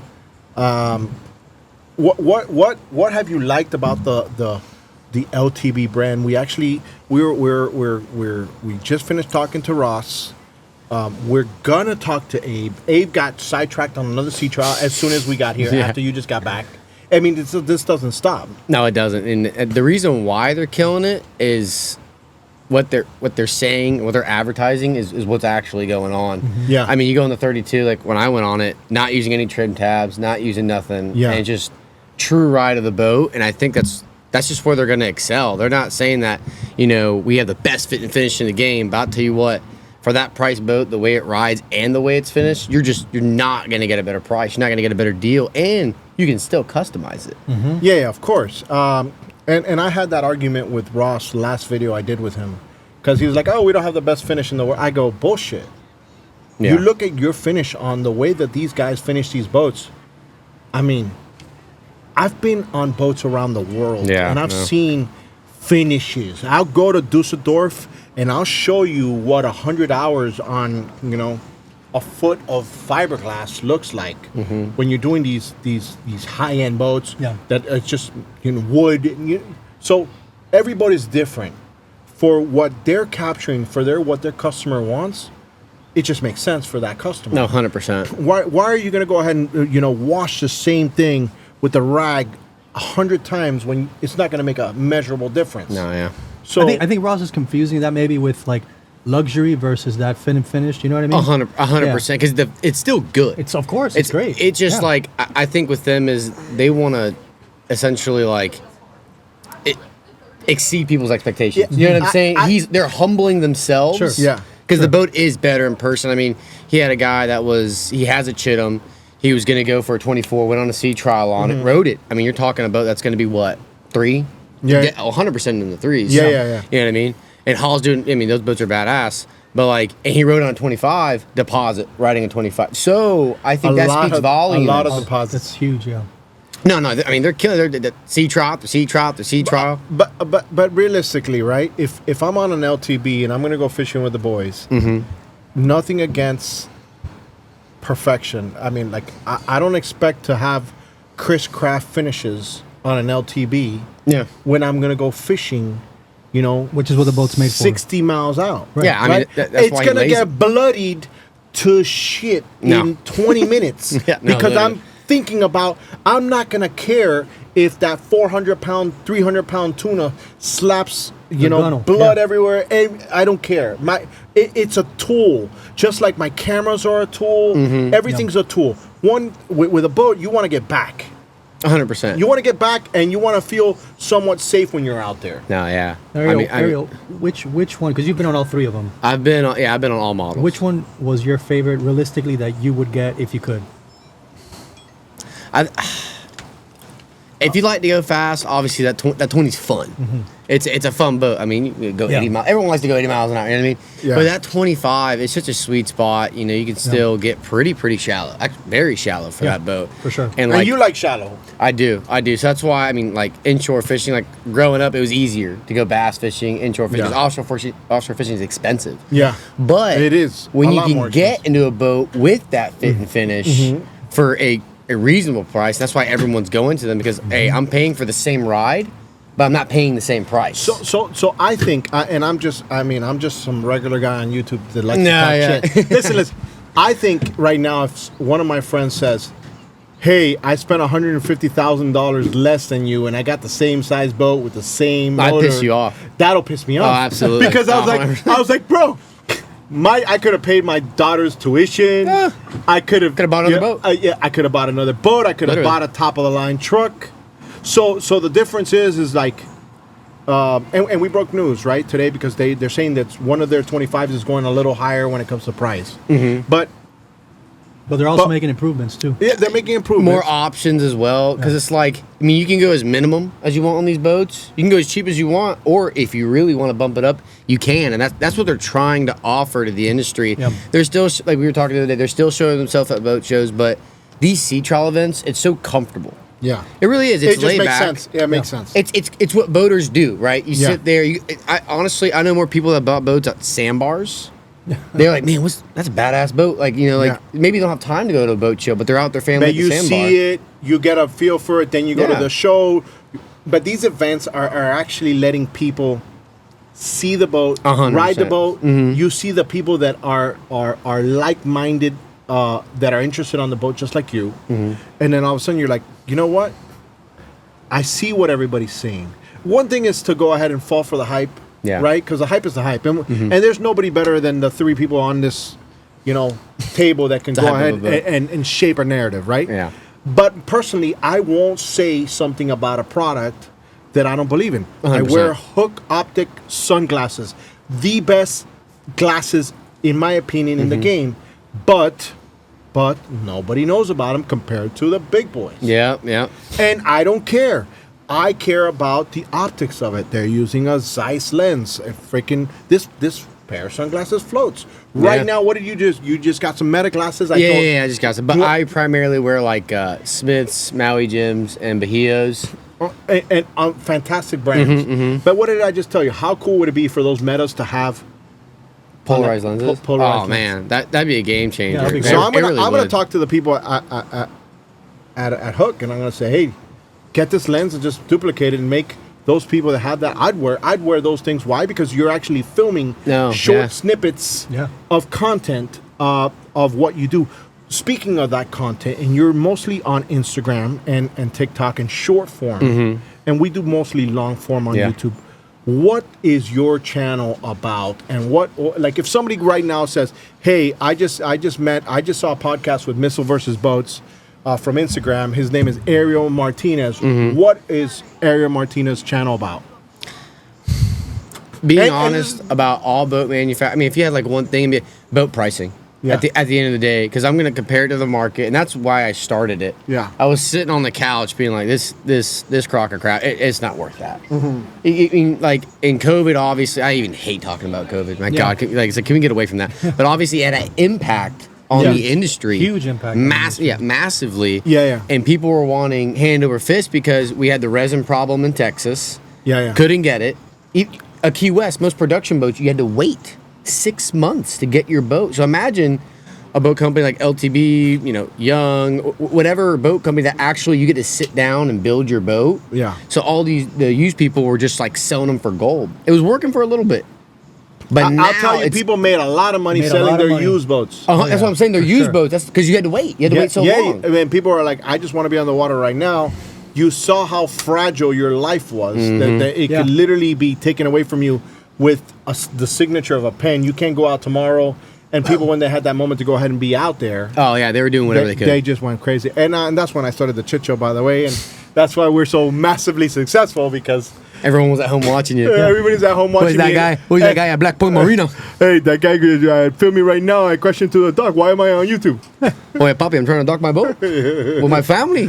Now I got 100 million views on YouTube. Ariel, let me ask you a question, since you have your finger on the pulse of what's pricing. The finger, it's like... Yeah, since you're on it, how do you see the pricing of boats right now? Are we coming down? Are we coming up? Are we staying still? The size of the boat, does it matter? New versus used? What are you seeing? That's a question I get a lot. Because I know from other builders, it's a bit slow. But even used is slow. And it's because, one, everything's unaffordable. We try to get a loan, interest rates, all that stuff. But it is... I mean, talk to any broker right now. I mean, I sell boats. You know what I mean? So it is a bit slow, but the right brands aren't very slow. Barker's busy, Young's busy, CV might be a little bit slower, but obviously some of those brands that have a Solus deep is busy. Solus is busy. Solus is busy. LTB is busy. So I mean, I think it just depends. Like if you're really separating yourself from the market. And people are seeing that good resale value. They're doing right marketing, because some of these, if they're dealer boats, but these people aren't doing enough marketing for their dealers, they could be hurting. But the used market, it's in a weird place, man. I mean, I'm seeing some boats that's like, man, that's a great deal. Before it wasn't deals. Before it was rape. It was absolute rape. Everyone's pants were down, and they were just taking it, right? Because it was like, I want a boat. You can't get. Now there's all these boats, and people are trying to resell their boats. Like what we first saw was the Freemans. Those used Freemans, they were going for gold. People were making money. Shout out Nick Stanzik over here, Isla Morada, broker. If you need a Freeman, go ahead and hit him up. He's the guy you want to talk to. And Billy makes a hell of a boat. Got to talk to him at West Palm. Hell of a dude. But they were, I mean, like, because you couldn't get one. Because now everyone wants a Freeman. Like you said, it was the fear of loss. Because no one was on the water. They missed how that felt, and people were just buying boats. Listen, your time is never brought back. 100%. Right? So once you lose your time, it's over. Right? And people realize that. Sometimes you look at your bank account and you say, hey, how much time am I going to lose if I have to wait 2 years to get the boat of my dreams versus those memories I can make from now to those 2 years? Right? That's a big difference. And the older you get, the more that hits. That resonates with you. You're a 25-year-old guy. Yeah. I'm 48. When you? Oh shit! I gotta go, guys. Thank you very much. Nice knowing you guys. That's the end. The Unk has left the chat. That was horrible. Oh yeah. No, it's true. No, my daughter's older than you, by the way. Damn. My oldest daughter's older than you. Like 5 years. Oh, it's 30 years. Stay away from her, bro. Yeah, I'm married. Happily married. All right. But in the end, I think that's a big thing that people think about, right? Yeah. Like, hey, should I sacrifice my time, or should I just use my money to get those moments that I want, right? And then you have the people that just wait forever because they think they're gonna get the best deal, the best everything, and then all of a sudden nothing ever happens, and then the best moments and the best opportunities to buy just literally pass them, right? Yeah. Like right now, like LTB just broke news and they said that they're gonna raise the price on the 25 by 10 grand. Yeah. That's $10,000. Yeah. Well, they have to. That's like 6 Starbucks lattes. Oh my! Yeah. Dude, the tariffs are coming if that, you know, the tariffs are high on the creamer. The creamer, the baristas. But it's a reality. So now that inflation squeeze is hitting them. They want to give the market a really good value, but they also don't want to lose money. Right. Nah, it's a business. You got to make money. And like I said, you can't be. And not to say, oh, it's well, for what it is, it's a good price boat. It's a good boat in general. Yeah. But it's just like, I just don't know price point wise and the way they work with you, the way they're so personal. I've been telling everyone this. Everyone's getting bought out by big money. We talked about that with Ross. Yeah, we talked about that. And it's so hard to have a personal relationship. And with Ross and Abe, you shoot them a call, the answer. You shoot them a text, the answer. And they're busy. They're busy dudes. They're but busy. They're building hell of boats. Yeah. And they're giving you that experience. And you know what? Not everyone's giving that now. And that's why they're being so successful. And the other brands that are successful is because you're talking to someone. I got to talk to your assistant's uncle's cousin just to get the paint for the side of my boat. Yeah. Well, the other pick thing the gel too, coat color. The other thing too is, let's talk about the 25. So really, it's like a 27 overall. Right? Yeah, so with the bracket, with the bracket and everything. You're not paying that much more money for a semi-custom boat versus a 27, 25-foot production boat that's out there. You're not paying that much more. Yeah, you get to actually pick what you want. But you get so much more. 100%. With dealing with Ross and Abe personally. In the resale value. And that's That the thing. too. I tell That everyone too. now, it's like, I want this boat. Well, it's like, okay, you're going to resell? Are you going to keep this boat for life? Oh, no, I'm not going to keep it for life. Okay, so then maybe work with someone that has a good reputation and is working hard for their customers so that their resale value is better. For sure. Because some people are going to buy boats just based off the relationship. Because let's say the ride between a different boat isn't that crazy. I can get around the same amount of options.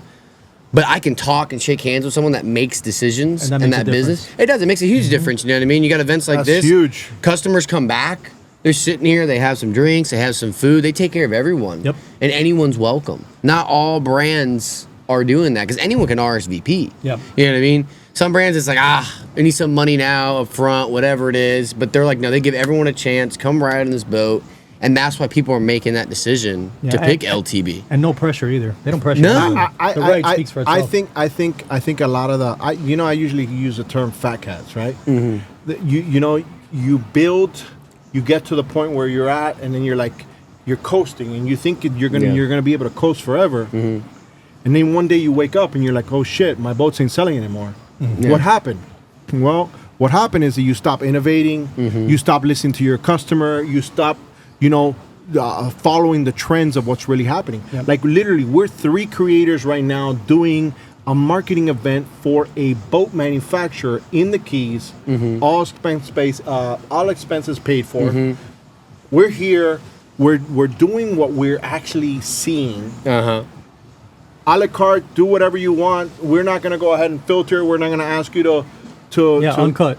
It is what it is. No, 100%. And I think in the end, that's what the actual consumer says.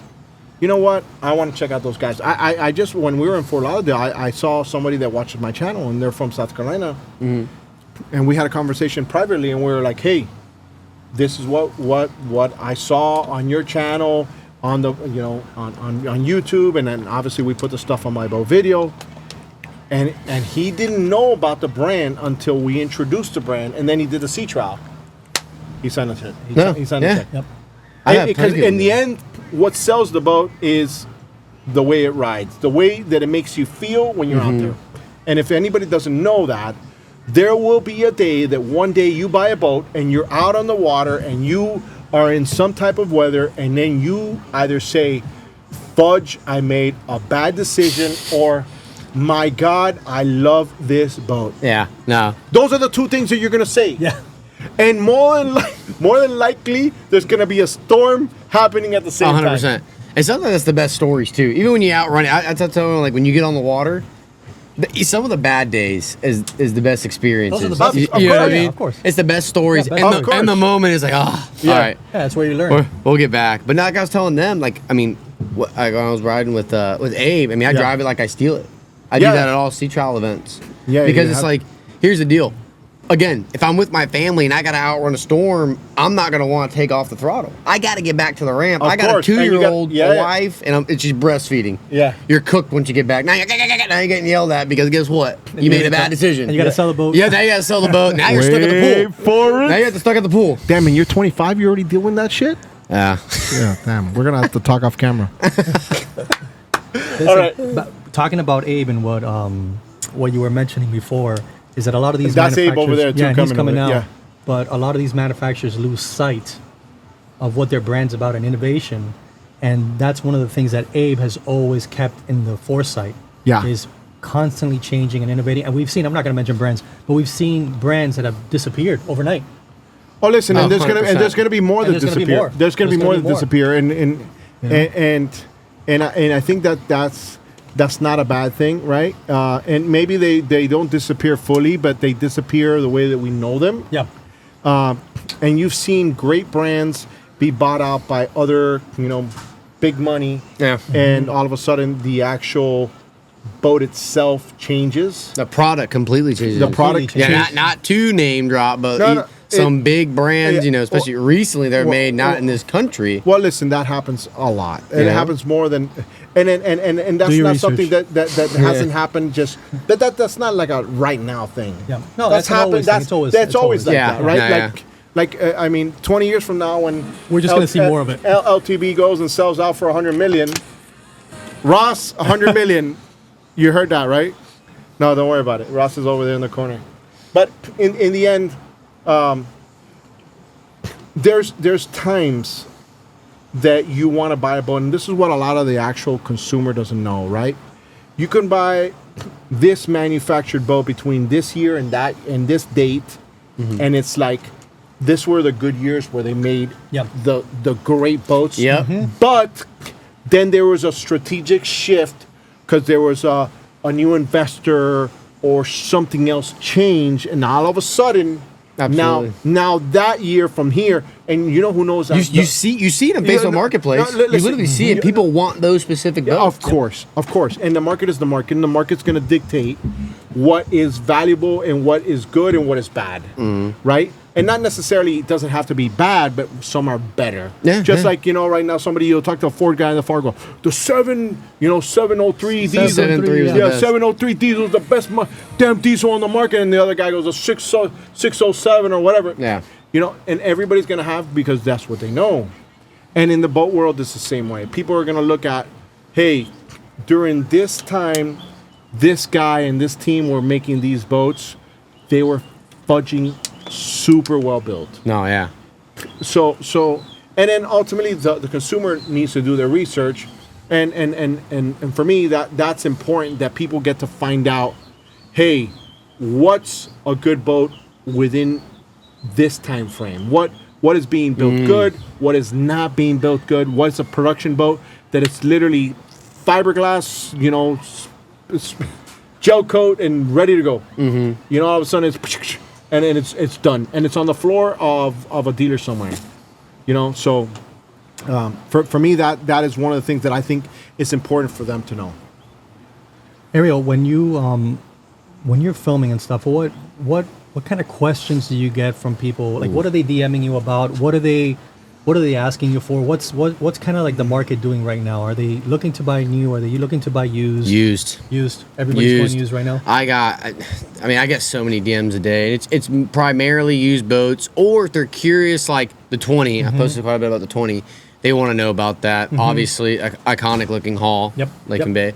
So that's what I get, but mainly used, man, because obviously the market's it's getting so saturated because there's a million boat builders. And they're all piggybacking off of each other. But like when I talked to Abe, he's like, I want to do my own thing, and I'm going to stick to that. Some boat brands that make a mistake is going after another one that has been doing it better. Most likely you're not going to do it better than them. They've been doing it, and they're known for that.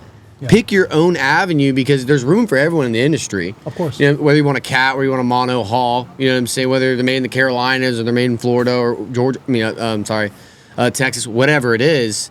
But that's just what I get. I mean, like, or they'll ask me, like, you know, cats versus mono hulls. I mean, you know, it's like, well, if you're getting a large cat, do you have a family? You know, it's like, oh, I do. Well, maybe you need a cabin. Maybe you really need to go for a mono hull so you have more space for you. They're like for your wife and you know, there's a head and but and depending also like where you're fishing or where you're boating. There's so many variables, man. It's like I've had even people that are higher end, like, yeah, I want a sporty. Where do you live? Where's that boat going? Oh, you live past a bridge that doesn't go, you know, up and down, but you can't get a sporty. Your boat can't go in there. You know what I mean? Oh, well, I guess I won't keep it at my house. But you didn't think about that before because now you're buying a boat that's going to be docked at your house. There's so many variables, and I honestly get the questions I get, they vary.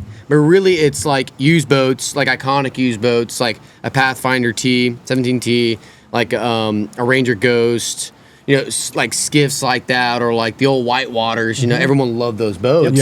So stuff like that. But some of those rare boats that you can't get anymore, people are paying a premium.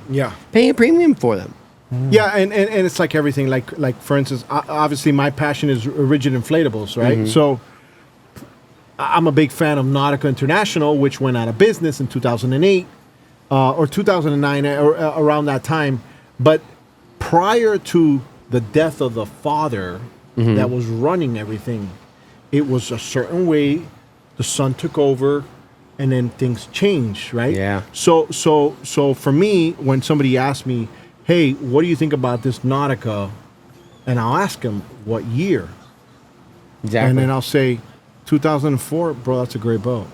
You know what I'm saying? Because it and it's nothing against one person or another. It's just, you know, this is what it is. We all make different. It's just facts. We all make passionate decisions. Alfred Montaner makes decisions based on how Alfred Montaner wants his name to look like 100 years from now. I can't say that for anyone else. But I know that when people look me up and say, "Hey, listen, this guy was like X, Y, and Z," I knew him. I thought that's what's important to me. So I'm not gonna steer people in a way that's not gonna go ahead and reflect that.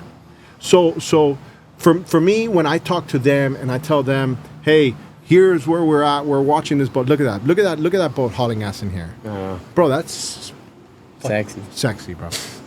You touched my leg when that happened. You touched mine, you dirty dog. I touch his leg, guys. I saw my legs. Whatever. All right.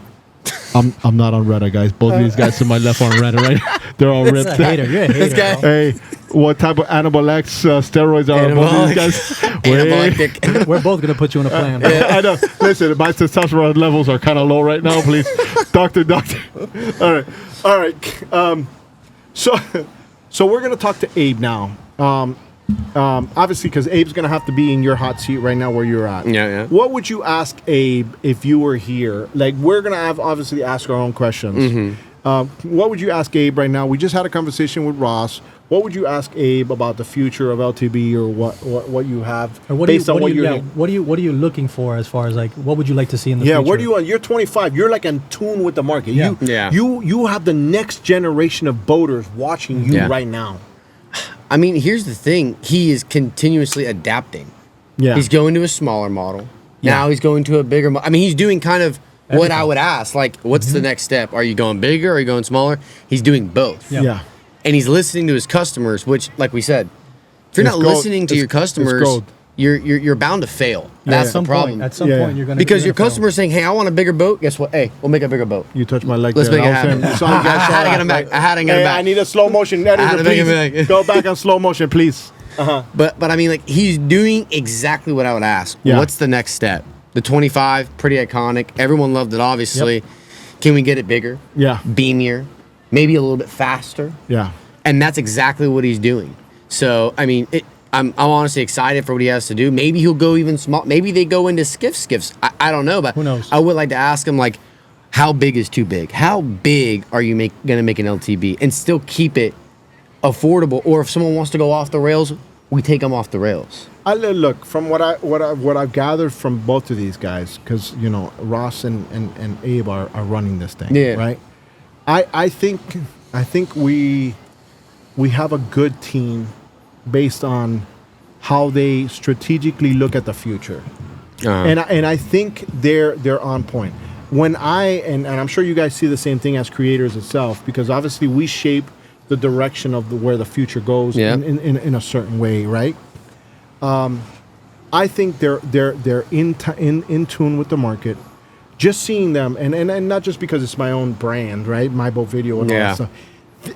Abe has understood what I have decided to build. So I can have a marine network literally for the consumer to look at a particular product without getting distracted by YouTube's algorithm, ads, everything else. Hey, here are the videos. All the videos are there. Go ahead and eat. Make the decision. Compare them to the next person. If the next person doesn't have videos, that's on them. The site is available for everybody. Well, it's cool because it's anyone who's made anything on LTB, correct? Yeah, anyone. You can upload your own videos on the site. You can literally get your YouTube URL, and we'll talk about that, because I think you definitely have a position in the long form game based on your experience, your conversations, and how in touch you are with the actual consumer. Yeah. Right? Because I can reach certain people that you can't reach, and you can't reach certain people, and it's the same way. So Andres has the same overlap as me, but there's certain people that don't watch me. Yeah. Won't want to watch him, and there's certain people that will watch you. I personally don't like short form. Yeah. I don't think I can make a decision on something in 45 seconds. It's hard. It is hard. Yeah. That's why, like, my marketplace reviews. Yeah. Essentially, I'm cutting the shit. Is that, you know what I mean? Yeah. It's because it's like, instead of, going through a whole boat walkthrough, it's like, I know the history of this boat. Yeah. They give me a description, what's wrong with it, what's not, what's been redone. If someone really want that boat, they know exactly what it is. I send them where it's located at. Yeah. And it's a done deal. But my goal with long form, and I've had this goal for a while, and it's kind of in the works now, is working with different boat manufacturers. Yeah. Going out with guides. Good. Going out on a guide trip, getting that professional opinion, and then my dumb ass. Making some jokes, making it fun along the way. Of course. But someone that really, that's what they do. I don't care what anyone says. We are enthusiasts. We love boats. We love boating. Yeah. But a builder and a guide is going to have the best insight on fishing. Of course. And building a boat. Some people are like, oh, you sound like an expert. I'm not going to claim to be an expert, because I think me and you have this conversation. The more you start to know about boats, the more you don't know. Yep. You know what I'm saying? It's like, oh, this is way deeper. Of course, and you're gonna learn every single day, and that's why it's my personal goal to travel the world and see other boat companies and boat manufacturers around the world. When I look at the world when it comes to boating, I don't want it just to be dictated on my opinion based on what I've seen in the United States, because all of a sudden now I go to Germany and I go to the Dusseldorf show, or I go to Geneva, I go wherever, and then I can see why those people look at our boats the way that they look at them, and we look at their boats the way that we look at them. Yeah. Like you can see the differences based on where you're at in the world.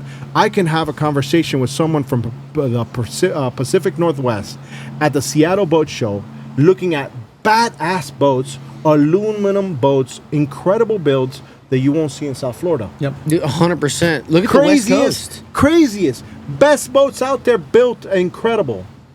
But you don't see them here. Why you don't see them here is because you don't see them here. Yeah, we've seen that influence coming into the States too. And when you don't see something at, like what you said, at a sandbar, you can't relate for it. And realistically, people make decisions a lot in the favor of what they see and what they know. The Jones effect, what everyone else is doing. Hey, this is what everybody else is doing. This guy wants this. I want that too. It looks good.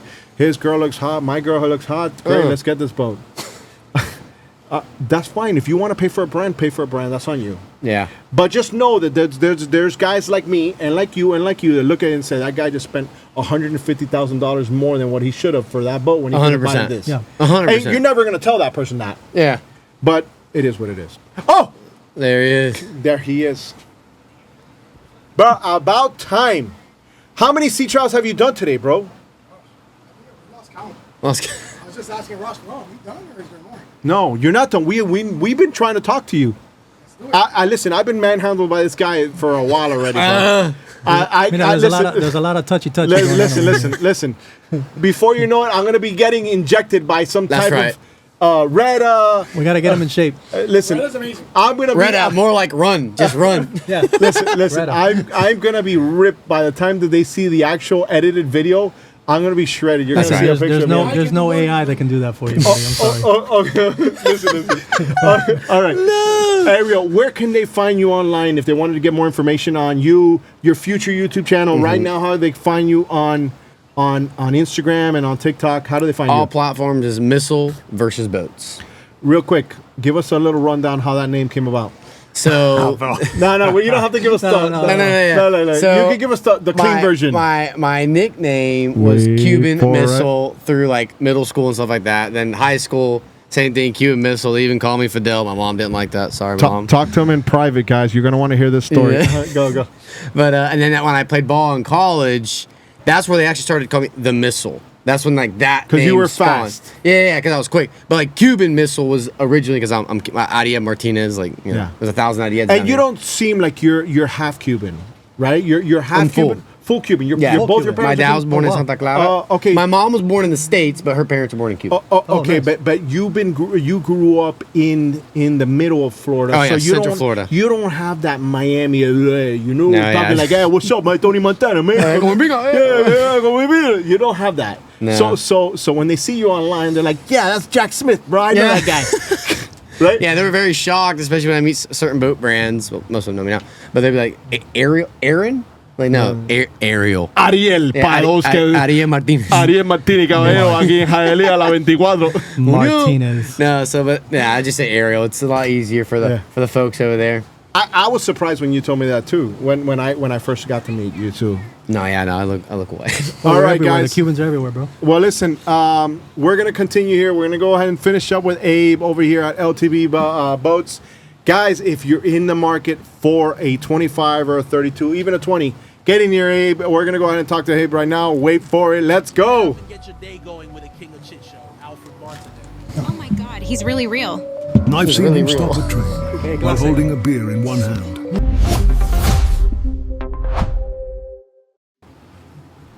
LTB, third clip.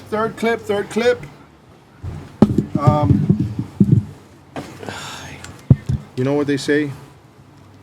How does this work? I can hear you guys in here? Yeah. And how come you need this? What do you mean? Because like we can all hear each other here. How come you need these? Because it just verifies. No, I'm asking this to learn. No, look, put it on, right? Put it on and you'll see why. Yeah, you'll see the difference. Right. Look, I'll show you why. Okay. All right? Holy cow, it's loud. Yeah, so you can hear it when you're talking. Yeah. That's super loud. You see that? You see the difference? Now you hear this, right?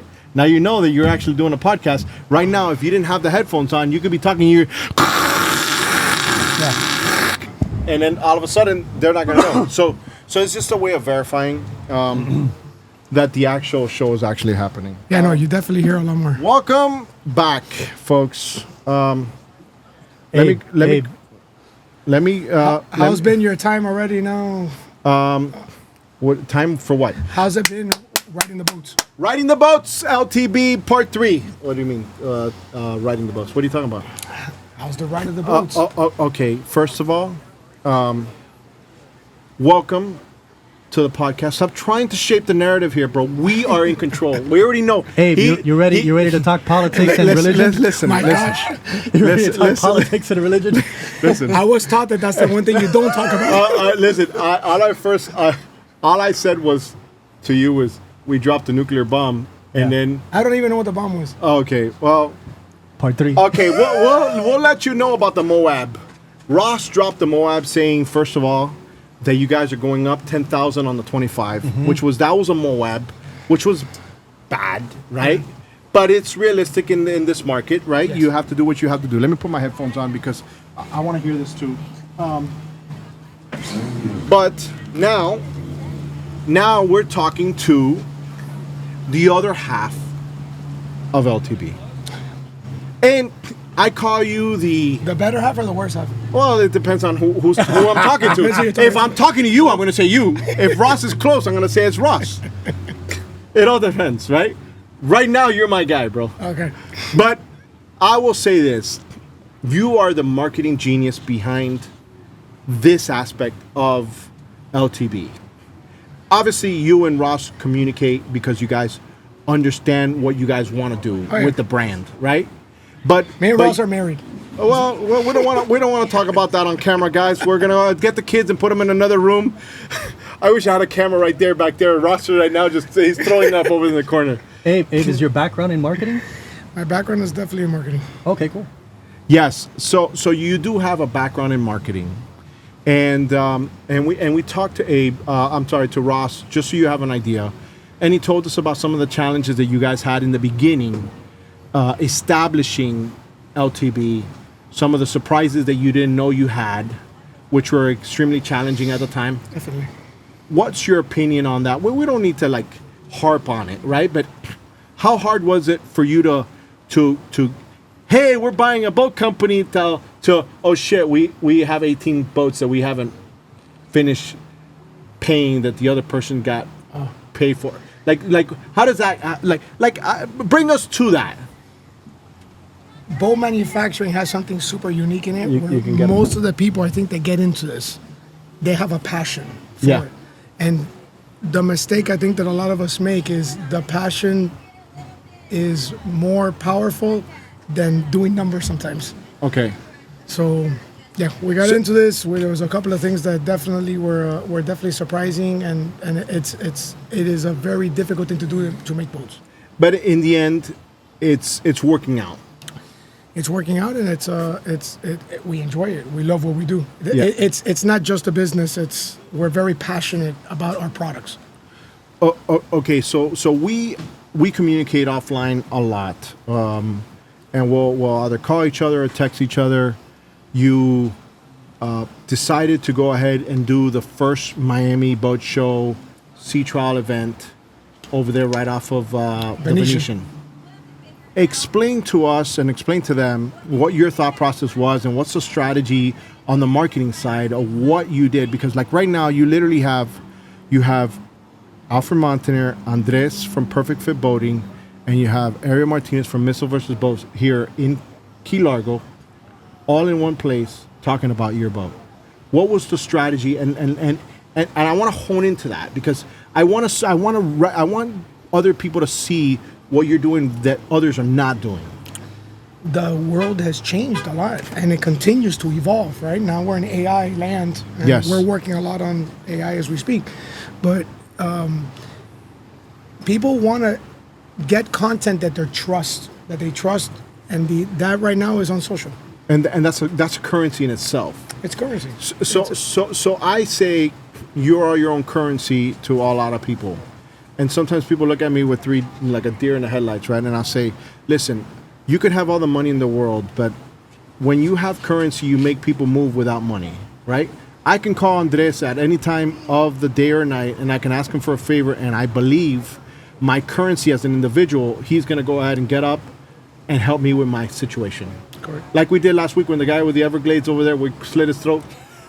Hey, we ain't talking about that. Zoom in on that guy real quick. No, but I think that currency is a part of marketing, and now we're in an era of AI, which nothing is real anymore. Correct. Nothing is real. So people are Who do going you trust? No. Who do you trust? Listen.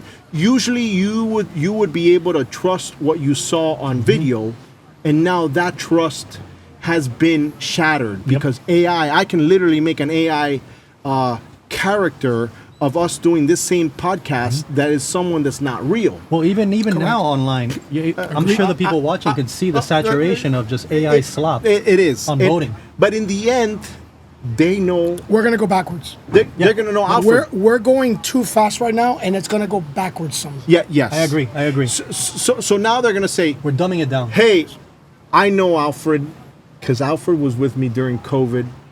Call him crazy. Say he says bro 1,000 times in every Chit Show video, but I know the guy's real, and he's gonna tell me what he really believes. The truth. So that attention and that currency that you could display with your viewer that trusts you, you guys are piggybacking off of our currency as individuals. Correct. And I think that most manufacturers haven't picked up on that. That third opinion, not just because you guys do your own marketing, you do, we do a lot of marketing great marketing in-house and picture. But when somebody else is not involved with you that does a video, you're like, oh shit, now I gotta really take notice of these people. I haven't even noticed these guys. So tell me a little bit about that and where are you thinking strategically going forward with LTB and the marketing? The only way that you can connect with people is being where they're at. Right? That's right. So yes. The more that you guys invest in your own voices with the public or with specifically in our world, which is in the marine world, the more currency, the more value you have in being able to get a message out. Yeah. The old value used to be in Channel 6, Channel 10, and the magazines. And that was the past. Yeah. Right now, it's all about the individual, the trust. How much do you love what you do? Because your passion is what makes you successful. Nowadays, whoever's not passionate about their brand, it's very difficult to be successful. You can't just pay to play anymore. Yeah. If you don't have passion, if you don't have quality, if you're not putting out there a product and a service that people actually can identify with, you will fail. Yeah. Hey, let me ask you a question, and without naming names, how do you see the industry right now? Because we talked about it briefly when we were in Fort Lauderdale. How do you see the industry? Some people are going down, they're closing. Some people, how do you see it? Who's going to stay up and who's going to go down?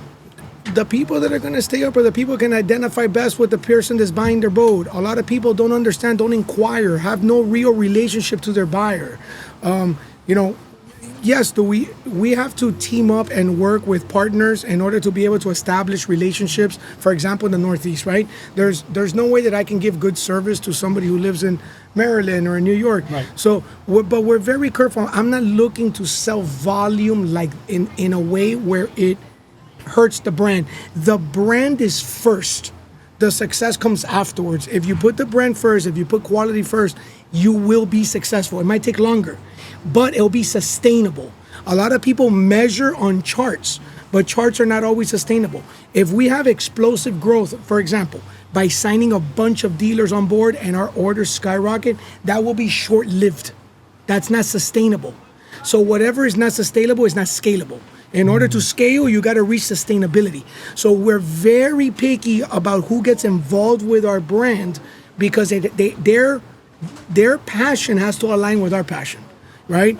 Right now, the biggest group that we're working in the Northeast, for example, New World Boats, their passion matches our passion. They text and call us at 11 o'clock at night. Yeah. They shout out to New World Boats. Yeah. They're also Yes. on MyBoatVideo.com, guys. Check them out. And that's a big thing also that we have been talking to because you got dealers that are now we on have the dealers site. that reach out to us all the time. Yeah, well, it's not that simple. It's not that easy. Yes, but a lot of people think it's easy as just take out the pen. And it shouldn't. No, be. but it shouldn't be that easy. But it aligns with your past and your future. Yes. Right. So for me, that's important too because when people ask me all the time, oh, I would love to do this with you, this and that, and I'm like, first of all, I gotta get to know you. I gotta know what you're about, and I gotta make sure that if I present your product or your brand, first and foremost, I have to believe in it. I have to be a fan of it, and if I'm a fan of it, then I can push it. And when I'm a fan, you're gonna know because I'm a fangirl about it. You didn't do a piece of content for us. You didn't even tag us on anything. We must have talked. I don't even know how many times before we ever even were able to do anything together because you asked me 50 million questions. I did. About who are we, where are we going, where are you coming from? And I think that that's a legit way of getting involved with people. Even if you're making friends, forget about business. When you're making friends with somebody, you know what I mean. Absolutely. You don't want to be friends with a scumbag. Because think about that. Look, like just what Ross said earlier, right? You guys went ahead and bought a company from someone else, so you said, hey, listen, whatever. We don't have to say anything or anyone or drop names or whatever. But you bought a company, and all of a sudden now you deal with all the shit that came with that other person. Absolutely. And that's the same way it is as a creator. When there's a problem or a failure, then I can literally just film a boat for free at a boat show. Something happens with that manufacturer or that boat dealer. It's on the you. first person It that's ties calling you- me, it ties you to their brand. The first thing they're saying is, yo, you are shilling for that company and da-da-da, and now I lost my deposit or whatever it may be. And you're always going to get that to a certain point. Listen, you're always going to get that. You're going to get that, but since at the time I knew of LTB boats, but I didn't know Abe or I didn't know Ross. You didn't know the story. You didn't know the story. I didn't know them. I couldn't care. I know the boat was good. That I knew. Because the boat is the boat, you know? So the boat is what's always going to sell itself. We also know a lot of legit people in the industry that you're friends with and I'm friends with also, right? Like Eddie. Which Eddie? Eddie, Unlimited Trailer Repair. Big shout out. He was actually on the side of the road. I filmed him. Yeah, on the side of the road heading to the Keys. Albert, ASA, Boat Trailer Rentals. Also, yes, ASA. People that I've been doing business with in other aspects for years. And those guys actually tip me off and they say, hey, these guys are good guys. Talk to them because they really want to see if maybe you can do something for them. And then when we did do something, and then I actually got on the boat and rode the boat and saw the boat, and I said, wow, the price point and the people that are behind the brand, I can trust put my back, like pushing so people can at least see your product. Because I'm a firm believer if somebody sees your product and they compare it to another product and based on the price, what they're paying for your product and another product, they're going to say, honey, you want to go ahead and pay our daughter's tuition tomorrow and buy the boat? Exactly. That's a big difference. We had a customer today, for example, on the boat, and he says, you know what the difference between buying your guys' boat is and other boats I'm looking at? I said, what is it? He goes, I'm going to buy your boat and a house. Other boats I'm looking at, I'm buying the boat only, not the house. That's crazy. Which is That's nuts. the difference. That's kind of crazy. Which is nuts. And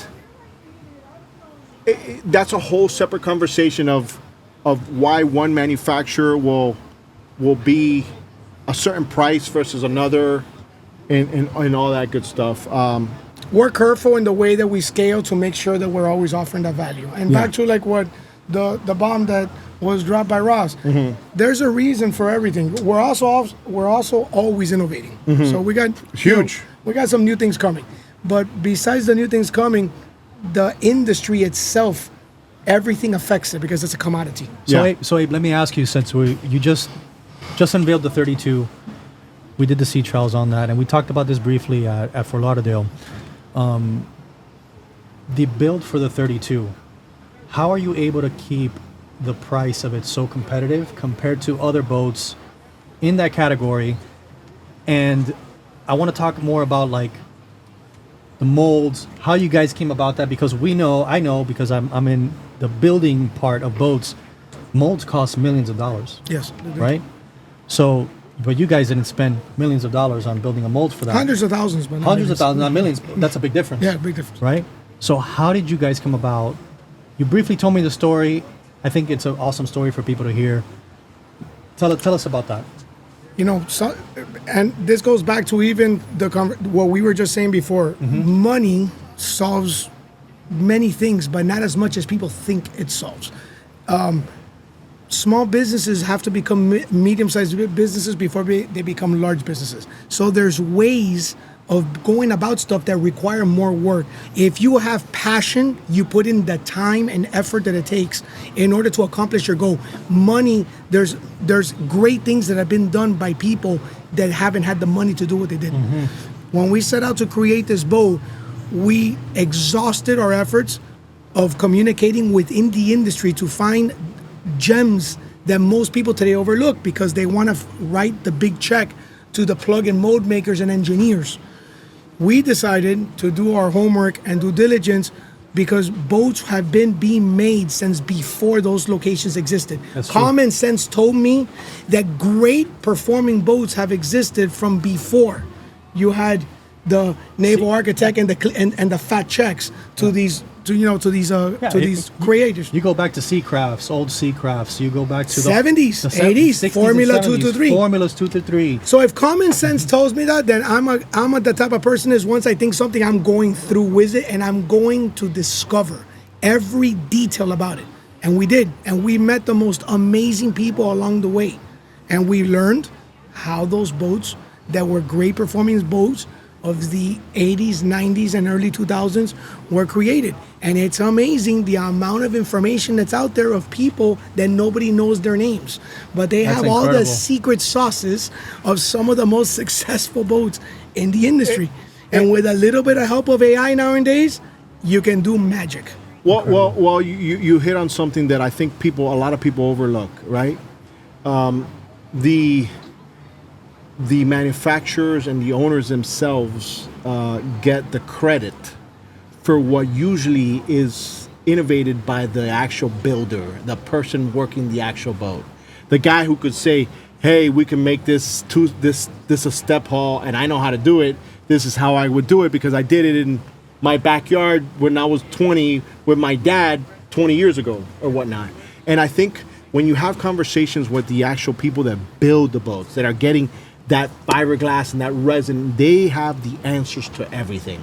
Because as a leader of any company, you have to know everything, but you also have to delegate to the most appropriate people in those departments to scale to where you want to be, right? And in this case, I've seen it, and I've had those conversations with people that said, "Hey, we couldn't get that boat from 90, anything higher than 90, but you know what I did, they make sure to say it because they know they're not going to get the credit for it.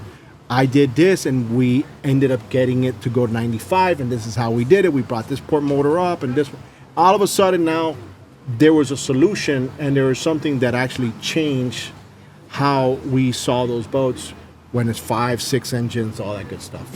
So I think people, and I think people misinterpret that, and they think that the owner is the one that does everything, right? No. Teams of people. But, and yes, and there's a lot of people along the way that'll say, "Hey, dude, do this." I literally had like I said, I had a conversation with somebody the other day, and he was like, "Oh, well, I want to do this amount of boats." I go, "Listen, forget about all those other boats. Focus on the boat tomorrow. Start with the boat tomorrow." A lot of companies start with the boat tomorrow. A lot of companies come out with these multi-million-dollar, back to what you're saying about engineers and this crazy amount of plugs and different companies get involved. They spend millions of dollars to come out with a boat, and they won't ride people on hull number 1. That's nice. After millions of dollars, they still have a bunch of problems with how the boat rides. That's crazy, man. It is absolutely insane. And it's sad. We're putting people on hull number 1. Legitly, that's hull number 1. And you've seen the reviews, you're seeing the reactions of people getting off the boat. And what's crazy is those people that you mentioned that have that knowledge, right? Nobody's going to know their names ever. No. You're just never going to hear about them anymore, and it's sad. And they're the most interesting people to talk to. It's crazy. And then it's just, like you said, it's so easy, just not so easy. If you have the money, right, you could just pay a company, "Hey, build me this. Let's see if it works." Yeah. And versus what you guys did was, "Hey, let's see what's tried and true." 2 years. Right? 2 years of research. Two and a half years of research, talking to people, getting around their schedules, getting them to come and sit down and talk to us for hours, planning things out on paper, and then leveraging AI models, and then the ultimate result is getting the ride that we got for the first time on hull number 1, which was insanely good. Insanely good. Which was great. And I know Ross said he wanted to do a couple of modifications, like small things that he wants to adjust. Hull number 1. Yeah. But nothing having to do with the design of the boat. It's how we're doing some of the rigging of the boat. We're going to swap out a couple of things. Yeah. Okay, so what is in store for LTB? If we had to have this conversation a couple years from now, where does Abe see the company and what you guys have captured from today, a day before Father's Day 2026, to 5 years from now? Where do you guys see yourselves? That's a loaded question. You gotta say Jamaica with Alfred and Andres. Wait for it. All expenses. Hopefully, a larger team to share a little bit more of the shouldering. You know, Ross and I work a lot. Yeah, definitely a lot more than the average person. Well, besides that, I would say more models. We're already in the works right now of another larger model past the 32. Are we breaking news already? What is it, a 35 or a 37? That's larger. Larger than a 37? Guys, what? Wait a second. Does anybody know about that? Have you talked about it anywhere? Very few. Some of our but is it on the internet? Does the internet? It's on the internet. The internet doesn't know. Okay, so the internet just found out that you guys, LTB, has some. So you're going after all the big boys. Everybody's a target. And I'm telling you, it's the sizes that people. It makes sense. It'll be a triple setup and a quad setup. Is it going to be a monohull? Monohull. A monohull. Wow. So you are going guns blazing, from the 32 to something much bigger than a 37. Wow, that is. I didn't expect that. And what would you say the timeline for something like that would be? It's already in the. It's in process right now. I would say we're trying to have it on the water in about 2 years, a year and a half to 2 years. Look at that, guys. Okay. And that's going to be a direct blueprinted boat from the 32. It's coming off the 32. Right. What would you tell people now? Because we're going to finalize and we're going to do our own videos now. I want to run the 20th, the 20-footer. I'm driving, bro. Go ahead, you can try, bro. I'll scream like a little girl. It's fine. It is what it is. Nothing new to them on YouTube. It's faster. It's faster than for my taste. How? Because I need to hear this. Because if there's anybody that's been working with me and dealing with some of the bugs that I deal with my website, MyBoatVideo.com. Yeah. How important is something like that for the industry going forward? Knowing how you've been utilizing it, like. It's super usable. I believe that it's amazing. Honestly, the amount of updates that you do is incredible. I don't even know you have the time to do it. It is a lot of work. I'm sure it is. I'm the same way as you. Yeah, I'm sure it is. Yeah. I see the passion that you have. Trust me. Yeah, extremely passionate. Yes, I am extremely passionate. But you see, this is one of the things that I want to, because I'm making this for the industry. I want somebody to come up to me in one day and say, "Hey, because of your site and your videos and your creators, I'm thinking past Alfred Montaner when I do this site." Okay, that's why I created that creator portal. Alfred's going to be 50 years old.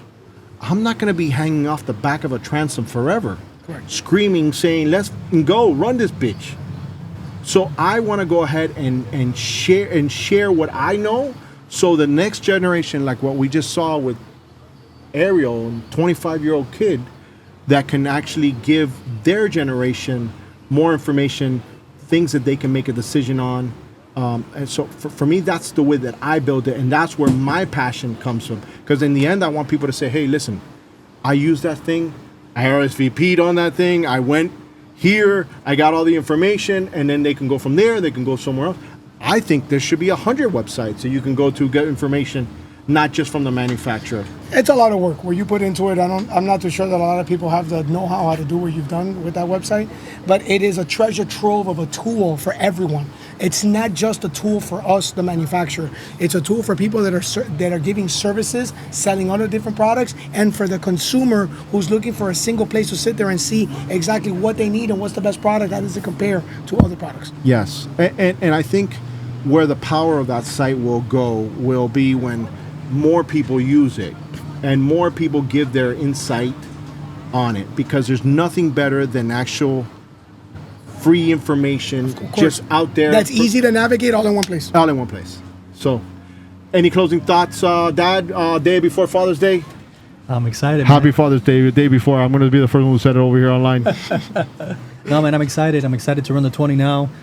Now I've gone over all the models of LTB, and the 25 is my favorite, bro. Yeah. And then 25, it punches well above its weight class. Yeah, for sure. You know, and something, I'll mention something because you said the importance, because a lot of people think that everything is pay to play. Ariel, for example, told me one day that he's had a ton of people reach out to him about the 20, and that they don't, because a lot of his audience is into that style of boat. Yes, yes. And to be honest with you, we brought the 20 because Ariel was coming today. Because he's been DM'd by a ton of people asking, how does it ride? And he has told everybody, I don't know, I've never been on it. Brutally honest, yet he does content for us. Yeah. So this and I can't speak about the 20 either because I haven't been on it. Haven't been on the 20 but now I'm going to be on it. Yeah, the only one here that's been on the 20 is Andres. Yeah. So the thing is, you have to have integrity. You have to have integrity. Listen, I can't tell you anything about the 20, but I know that Ross is a big fan of the 20 because he told me, I want to take it from Fort Myers all the way to Isla Mirada. Yeah. And he's like, you want to come? And I was like, if you let me put the safety circle, he goes, absolutely. You know, so in my eyes, if he trusts it to that level, it's because I know that he believes in his product. Yeah. Ross wanted to take the 25 to Cancun. Wait for it. I'm dead serious. I'm in. Hey, we were calculating and everything how much fuel we're gonna need in the 100. We need a fuel. Listen, we'll have the 32 as a fuel That's backup. true. No, with the 32 you do it for sure. Yeah, no, but I'm saying you take the 32. With the 32 he'll do it at nighttime. With a fuel, a couple fuel bladders, and then we'll go ahead. Actually, I think I have some hats over there. Give me one of those hats. We'll change them up. We'll go ahead and do a ranchera before we're out of here, guys. Alfred Montaner, Andres Zabala, Perfect Fit Boating. We're going to Cancun, my friends. Wait for it. Hey, I'm serious, bro. I'm down. I'm sure you are.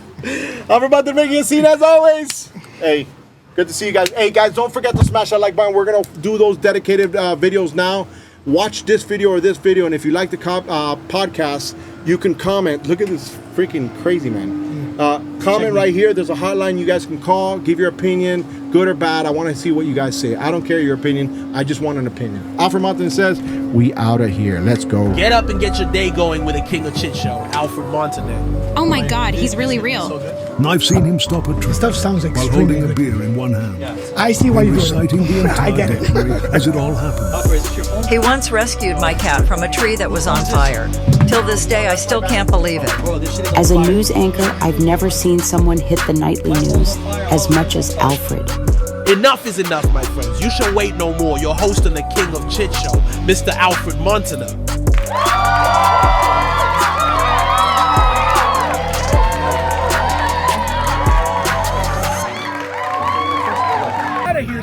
No. Listen, I'm gonna talk to Ophelio from the Real Hooker. Wait for it. Just wait for it. All right. So Ophelio from the Real Hooker, get over here. So we're out of the actual music. Okay. So Ophelio ended up getting a what LTB? Yeah, no, but I'm trading that back in because I'm going with the 32. What? It's sick. No, what? It's done. How can you do a trade-in when a boat doesn't exist yet? We're trading. Bro, what do you mean? I saw his boat at the actual manufacturing plant. Yeah, no, but so who do you actually bumped somebody up and gave that? He wants to do a trade-in with 0 hours. Oh my God. So okay, so you had I rode the on 20 the 32 today, bro, and I was extremely impressed because it was about 8 people. Everybody was sitting in the back. There was definitely no bow rise. The boat just took off like a slingshot. We didn't get wet.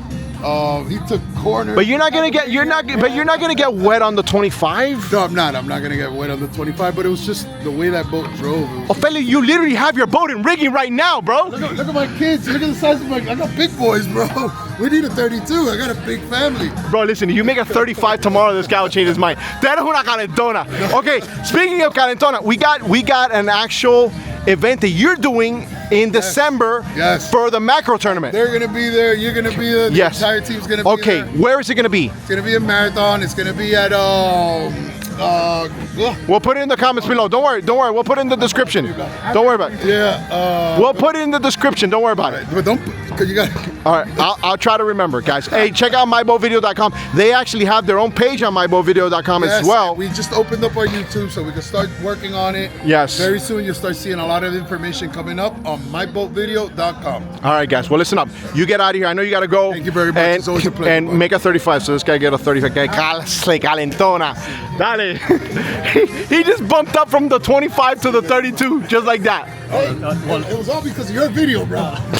Wait for it. All right, guys. Let's go. Come on.